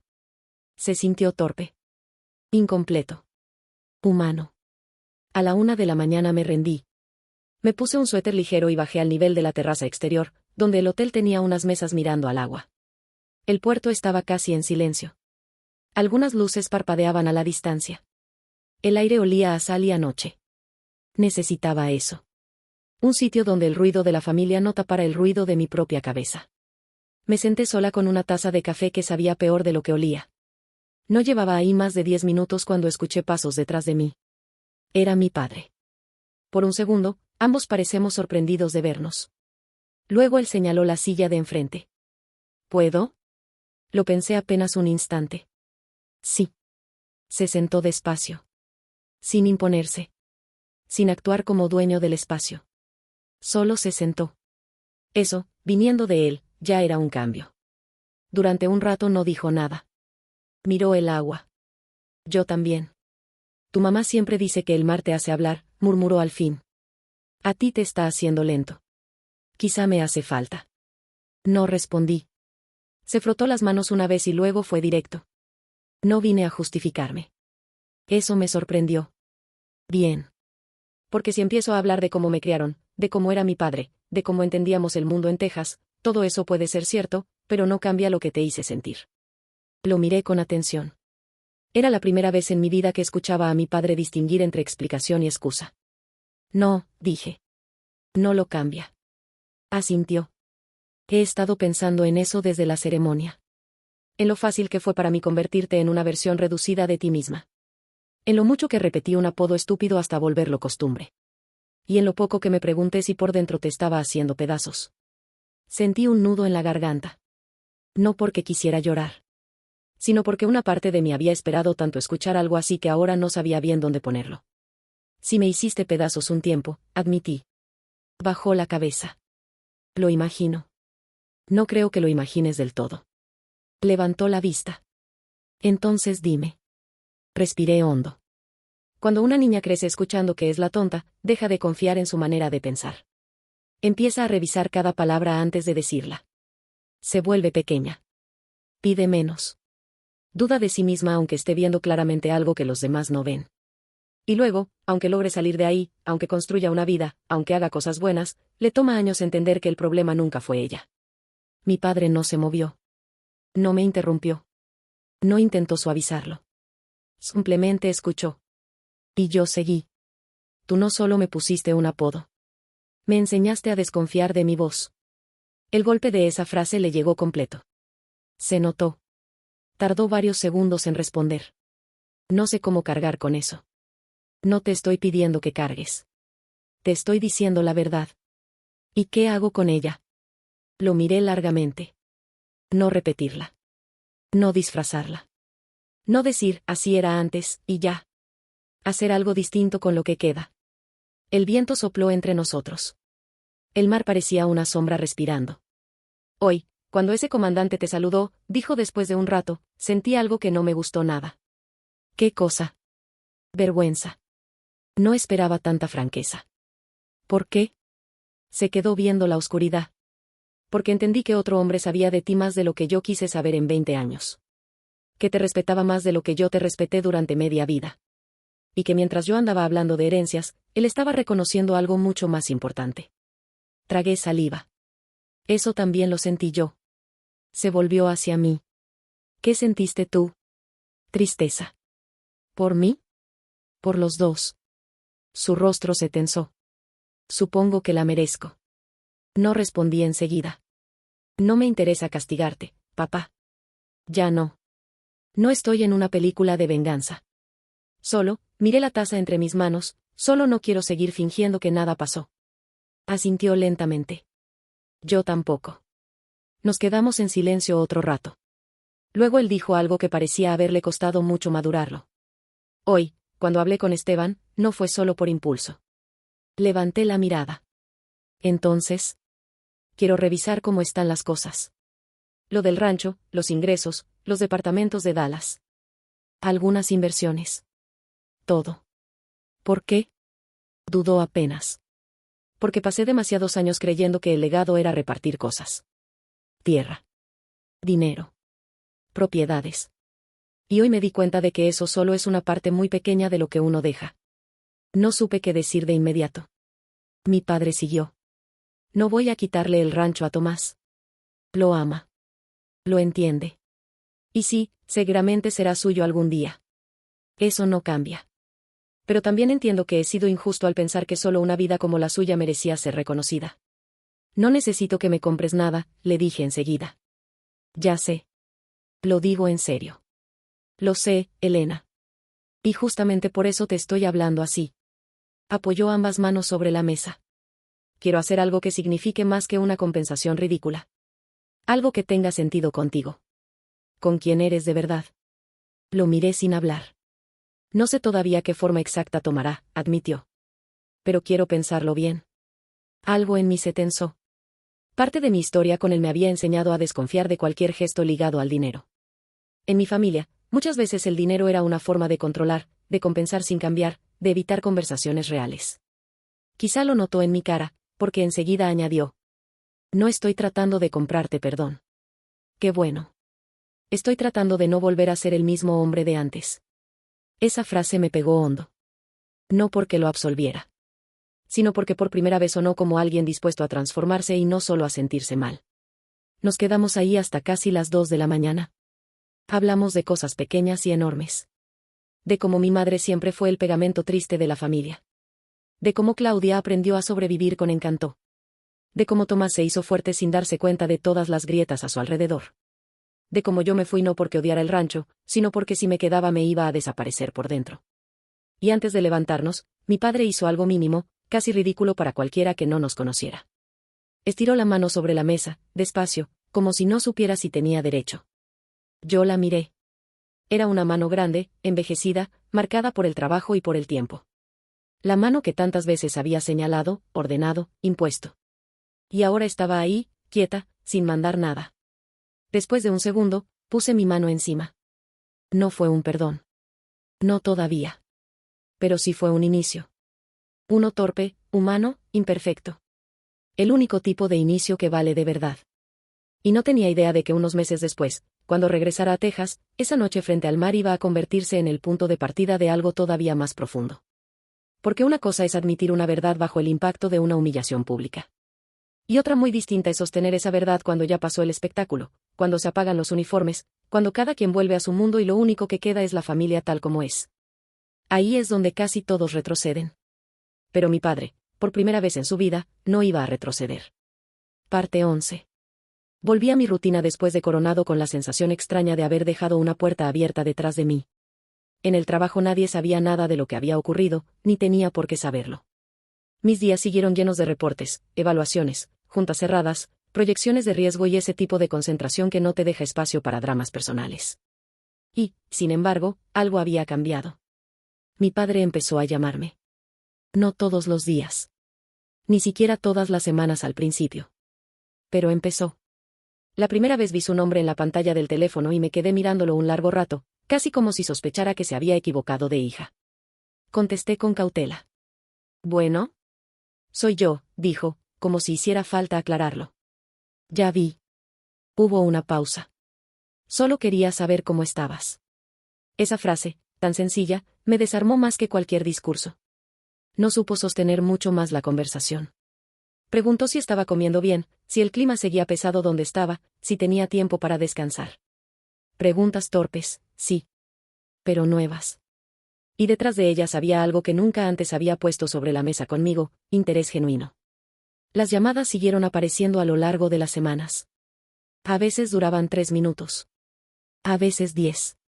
A veces él hablaba del ganado, de una cerca caída, de la sequía en ciertas zonas de Texas. Otras veces preguntaba por Tomás, por si yo sabía algo de sus fases de preparación. Y poco a poco, sin hacer anuncios grandiosos, empezamos a aprender una forma distinta de hablarnos. No perfecta. No íntima de inmediato. Pero distinta. Mi madre, por supuesto, era la más feliz con ese cambio, aunque intentaba disimularlo.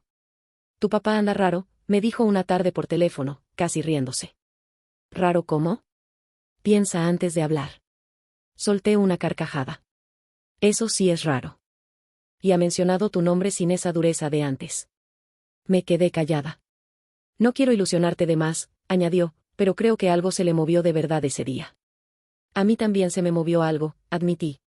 ¿Bueno o malo? Pensé unos segundos. Difícil. Ella suspiró con esa ternura cansada que solo tienen ciertas madres. Lo difícil también puede ser bueno, hija. Pasaron un par de meses. Tomás siguió con su ruta, cada vez más metido en el mundo que había elegido. Claudia volvió a su ritmo de siempre, aunque empezó a escribirme con más frecuencia, como si también quisiera reparar algo a su manera. Mi padre, en cambio, se volvió más callado que antes. No frío. Reflexivo. En la familia todos lo notaron, aunque nadie lo decía abiertamente. Hasta que una noche mi madre me llamó y me soltó, sin rodeos. Creo que deberías venir a Texas unos días. ¿Por qué? Porque tu papá trae algo atorado. Y no lo va a sacar por teléfono. Miré el calendario, las obligaciones, la agenda. Casi digo que no podía. Pero en el fondo supe que esa era una de esas ocasiones en las que la vida no te pregunta si te acomoda. Voy. Viajé a San Ángelo un jueves ventoso y renté un coche en el aeropuerto. El camino hacia el rancho me cayó encima como una memoria física. Los matorrales, las bardas interminables, los postes torcidos, el polvo suspendido en el aire, el cielo enorme, todo estaba igual. Al mismo tiempo, yo ya no era la misma mujer que se había ido a los 18 con 2 maletas y la garganta cerrada. Al cruzar la entrada, vi la casa principal y sentí ese golpe raro de nostalgia mezclada con defensa. Hay lugares que te forman incluso cuando también te lastiman. Eso no los vuelve buenos ni malos por completo. Solo profundos. Mi padre me esperaba afuera. No sentado. No con el gesto duro de antes. Estaba de pie, cerca del porche, con las manos en la cintura y una incomodidad casi visible. Me bajé del coche. Nos miramos. Y entonces dijo la frase más Ramiro Villarreal del mundo. ¿Tienes hambre? Casi me río. Sí. Eso fue todo. Nada de bienvenida emotiva. Nada de abrazos. Pero en su idioma, esa era una forma sincera de decir, me da gusto que hayas venido. Dentro, mi madre me abrazó largamente. Claudia no estaba. Tomás tampoco. Solo nosotros 3 y una casa llena de años. Cenamos en la cocina de siempre. Pollo asado, frijoles, pan de maíz. La misma mesa donde alguna vez aprendí a callarme. La misma ventana por la que miré tantas tardes deseando irme. Y, sin embargo, esa noche el aire se sentía distinto. Mi padre no intentó dominar la conversación.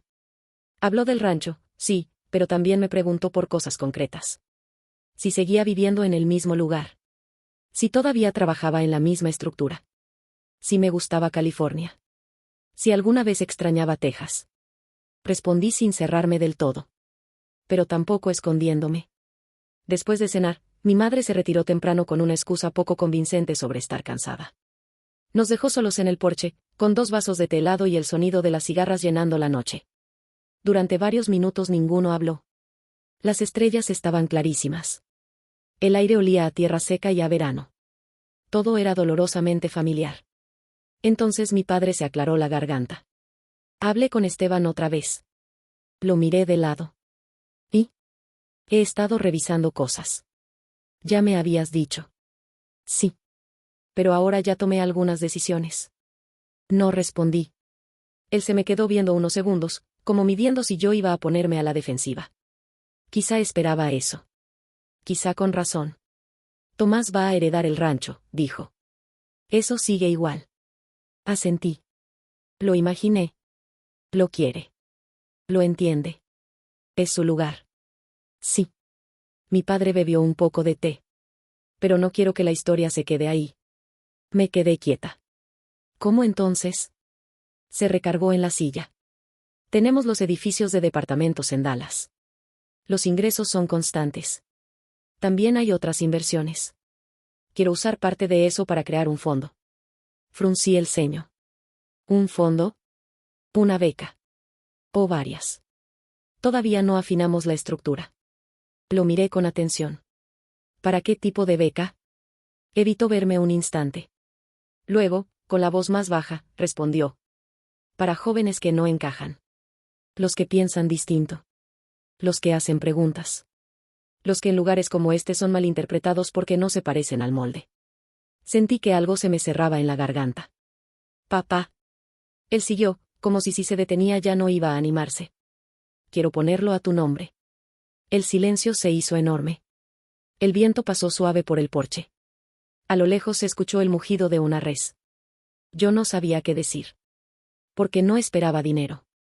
No esperaba homenajes. No esperaba reparación material. Y, sin embargo, aquello no sonaba a compra. Sonaba a comprensión tardía. A un intento real de transformar el error en algo útil para otros. Mi padre dejó el vaso sobre la mesa. Cuando tenías 12 años me preguntaste para qué queríamos más tierra si había otras cosas sin atender, dijo. Yo me enojé. Te llamé tonta. Pero la verdad, Elena, la verdad es que tú veías algo que yo no supe ver. Noté un ardor fuerte detrás de los ojos. No tienes que hacer esto. Sí quiero. No te lo estoy exigiendo. Ya sé. Justamente por eso quiero hacerlo. Nos quedamos mirándonos. Y entonces añadió la frase que terminó de romperme por dentro, no para mal, sino para abrir espacio donde antes solo había dolor acumulado. Tenías razón. No necesitábamos ser más grandes. Necesitábamos ser mejores. Ahí sí tuve que apartar la mirada. Porque después de toda una vida esperando que mi padre entendiera algo esencial de mí, oírlo decir eso en el mismo porche donde me había marcado con un apodo cruel fue demasiado. Respiré hondo. Eso significa mucho, le dije al fin. Él asintió una vez, mirando hacia el patio para no quedarse demasiado tiempo expuesto. Bien. No era un hombre de emociones largas. Pero tampoco necesitaba decir más. Porque esa noche, sentados donde antes había dolor, acabábamos de sembrar algo completamente distinto. Y fue ahí cuando entendí de verdad una cosa. La mejor venganza nunca fue exhibir a mi padre. Nunca fue humillarlo frente a otros. Nunca fue quitarle nada. La mejor venganza fue vivir lo suficiente, crecer lo suficiente y mantenerme entera lo suficiente como para que, un día, él tuviera que enfrentarse a la verdad sin que yo levantara la voz. Y cuando eso ocurrió, no cayó él. Creció. Continúa. Continúa. Pensado durante un segundo. Parte 12. A la mañana siguiente me desperté antes del amanecer. No por costumbre militar, aunque algo de eso ya se me había quedado pegado con los años.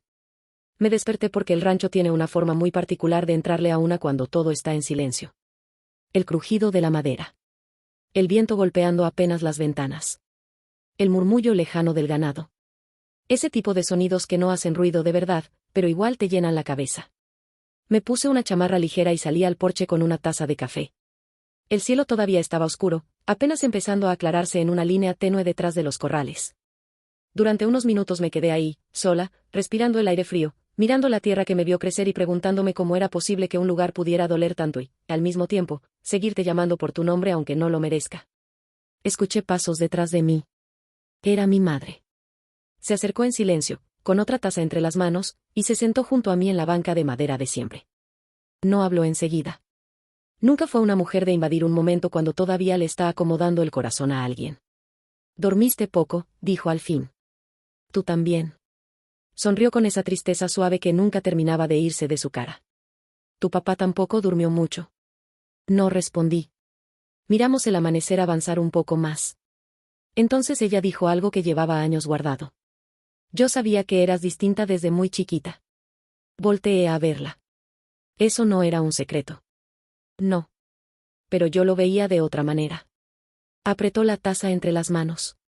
Yo veía que no eras problemática. Solo, profunda. Veías cosas. Sentías cosas. Hacías preguntas que a veces ni yo sabía contestar. Solté aire lentamente.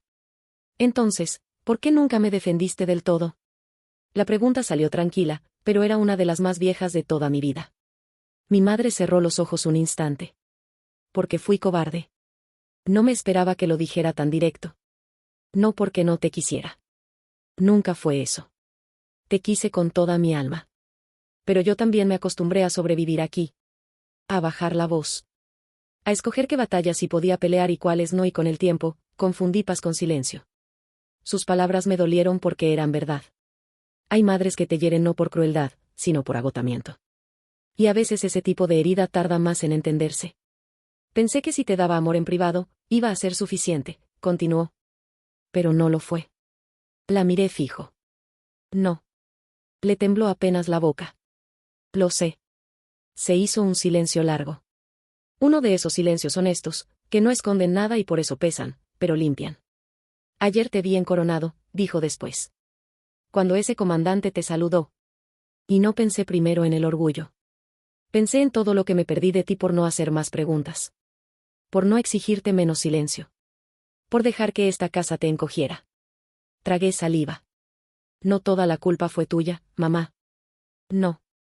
Pero una parte sí. Su sinceridad me desarmó. Le tomé la mano. No quiero pasar el resto de mi vida repartiendo culpas. Ya no. Solo, necesito que a partir de ahora nos veamos como realmente somos. Ella apretó mi mano con fuerza. Yo sí te veo. Y por primera vez le creí de una forma completa. Un rato después salió mi padre. Traía sombrero, botas y una chamarra vieja que tenía desde que yo era niña. Por un segundo, verlo así me transportó años atrás, a tantas mañanas iguales en apariencia y tan distintas por dentro. El desayuno está casi listo, dijo. Mi madre me soltó la mano con suavidad y se puso de pie. Voy a ayudar. Él la dejó entrar primero. Luego se quedó un momento conmigo en el porche. Esteban llega a media mañana, me informó. Fruncí el ceño. ¿Aquí? Sí. ¿Para qué? Se acomodó el sombrero. Quiero que escuches las cosas de mi boca. No por terceros. No después. Lo miré, sorprendida. No tienes que hacer eso enfrente de mí. Sí tengo. Y se fue hacia adentro. A las 10:30 llegó Esteban Montalvo, con su maletín impecable y su cara de hombre que ha pasado media vida viendo cómo las familias se rompen por dinero sin aprender nada. Saludó con la formalidad habitual, pero noté de inmediato que mi padre ya le había explicado algo del nuevo tono que debía tener aquella reunión, porque Esteban venía más serio de lo normal. Menos mecánico. Nos sentamos en el comedor. Mi madre a un lado. Yo frente a mi padre. Esteban con sus carpetas abiertas. Ramiro Villarreal se aclaró la garganta y fue directo al punto. Quiero dejar constancia formal de varios cambios. Esteban asintió y empezó a repasar los documentos. Primero confirmó que el rancho seguiría destinado a Tomás, junto con la operación principal del ganado y cierta estructura de administración. Eso no me sorprendió. Ni me molestó. La verdad era que siempre supe que ese lugar le pertenecía a mi hermano de una forma que nunca me perteneció a mí. Luego vinieron otras propiedades, inversiones, porcentajes, términos. Y después llegó el tema que me hizo tensarme. El fondo de becas, dijo Esteban. Mi padre me sostuvo la mirada. Quiero que se establezca con el nombre de Elena Villarreal. No me moví. Esteban siguió leyendo. Sería un fondo financiado por una parte fija de los ingresos de los departamentos en Dallas y otras rentas menores. Estaría destinado a jóvenes de Texas con alto rendimiento, pensamiento analítico o vocación de servicio, particularmente aquellos provenientes de entornos rurales o familias que no supieran cómo apoyar ese tipo de perfiles. No era una ocurrencia improvisada. Mi padre lo había pensado de verdad. Y eso fue lo que más me conmovió. No el dinero. No la cifra. La intención. Cuando Esteban terminó de explicar la estructura inicial, yo seguía en silencio. Mi padre habló entonces, sin mirar los papeles. No estoy haciendo esto para compensarte. No se puede compensar una infancia con dinero. Lo sé. Lo hago porque si yo me equivoqué contigo por no entender qué clase de fortaleza tenías, no quiero que otros padres hagan lo mismo con sus hijos. Sentí los ojos húmedos. No lloré. Pero estuve cerca. Mi madre sí. Se limpió una lágrima con disimulo. Esteban, acostumbrado a divorcios y pleitos, fingió revisar una cláusula para no incomodarse. Yo respiré profundo antes de responder. Acepto una condición. Mi padre se tensó un poco. ¿Cuál? Que no sea solo una beca para niños brillantes. Quiero que también sirva para muchachas de lugares pequeños que creen que pensar diferente las vuelve un problema. Quiero que alcance para quienes no tienen apellido importante, ni contactos, ni una familia que sepa guiarlos. Quiero que el mensaje sea claro: hacer preguntas no te vuelve menos valioso. Mi padre me sostuvo la mirada. Y luego asintió. Hecho. Fue una palabra simple. Pero dentro de ella había un reconocimiento más grande que cualquier herencia. Pasamos casi 2 horas afinando detalles. Nombres, criterios, estructura, administración. Yo misma propuse algunos lineamientos para que el fondo no dependiera solo del capricho familiar, sino de criterios claros. Mi padre aceptó más sugerencias mías en esa mesa que en toda mi adolescencia junta. Y mientras hablábamos, noté algo que nunca antes había visto en él: respeto intelectual. No respeto sentimental. No cariño, nada más. Respeto real por mi forma de pensar. Cada vez que yo señalaba una falla, un hueco o una mejora posible, él no me callaba. Escuchaba. Eso, para cualquiera más, quizás sería pequeño. Para mí era enorme. Cuando Esteban finalmente guardó los documentos y se despidió, la casa quedó en un silencio raro, casi reverente. Como si todos supiéramos que algo profundo acababa de pasar entre esas paredes. Mi padre se quedó de pie junto a la ventana. No sé si esto arregla algo, dijo. No arregla el pasado, respondí. Pero cambia el futuro. Asintió lentamente. Supongo que eso ya es bastante. Lo era. Y todavía faltaba lo más importante. Porque más allá de los papeles, los fondos, las propiedades y las decisiones, había algo que mi padre aún necesitaba decir sin abogado, sin testigos y sin estructuras de por medio. Algo sencillo. Algo humano. Algo que una hija puede esperar años enteros sin saber si un día de verdad va a escucharlo. Y esa tarde, antes de que yo me fuera del rancho, por fin iba a oírlo. Parte 13. Me fui al día siguiente, poco antes del mediodía. La maleta ya estaba en la cajuela del coche rentado. Mi madre me había preparado comida para el camino, aunque yo le dije que no hacía falta. Claudia había llamado temprano para quejarse, medio en broma, de haberse perdido la parte histórica del drama familiar, y prometer que en cuanto volviera a Texas quería sentarse conmigo sin prisas. Tomás seguía concentrado en su ruta, pero me había dejado un mensaje de voz que guardé como un tesoro. No sabía todo lo que eras, pero ahora sí. Y no pienso olvidarlo. Te quiero, hermana. Lo escuché 2 veces antes de guardar el teléfono. Mi padre me acompañó hasta afuera. El sol de Texas caía seco sobre el camino de grava. El mismo camino por el que me fui a los 18 con 2 maletas y una rabia tan callada que parecía miedo. El mismo camino que durante años vi en recuerdos como una línea de fuga. Y, sin embargo, esa mañana se veía distinto. No más corto. No más bonito. Solo distinto. Mi madre se quedó unos pasos atrás, dándonos espacio. Mi padre metió las manos en los bolsillos, miró el coche, luego el campo, luego a mí. Tardó unos segundos en hablar. Yo no lo apuré. No soy bueno para esto, admitió. Casi sonreí. Eso ya lo sé. Él soltó una exhalación breve. Pero no quiero dejarte ir sin decirlo bien. Ahora sí lo miré fijo. El viento movió apenas la hierba a un costado del camino. Cuando te fuiste, dijo, me dije a mí mismo que estabas equivocada. Que tarde o temprano ibas a volver derrotada. Que yo tenía razón sobre ti. Supongo que era más fácil creer eso que aceptar que quizá eras valiente y yo demasiado orgulloso para entenderlo. No dije nada. Quería dejarlo llegar solo. Después, con los años, ya ni siquiera revisé esa idea. Solo la seguí cargando. Como si repetirla bastara para volver la verdad. Y ayer, con todo lo que pasó en Coronado, con lo que vi, con lo que escuché, con la forma en que los demás te miraban, entendí algo que me pegó muy hondo. Se quedó callado un instante. ¿Qué entendiste? Pregunté. Sus ojos se clavaron en los míos. Que nunca fuiste la tonta. Sentí que el pecho se me apretaba. Mi padre siguió. La tonta fui yo, no así. Negó con frustración, corrigiéndose. El tonto fui yo por no ver a la hija que tenía enfrente. Por medirte con una regla demasiado pequeña. Por confundir silencio con incapacidad. Y por tardarme tanto en reconocer lo que eras. Ya no era el hombre del patio de armas. Ya no era el hombre del porche que me llamó así a los 12 años. Era un hombre viejo tratando de salir, por fin, de su propia ceguera. No puedo devolverte lo que te quité, dijo.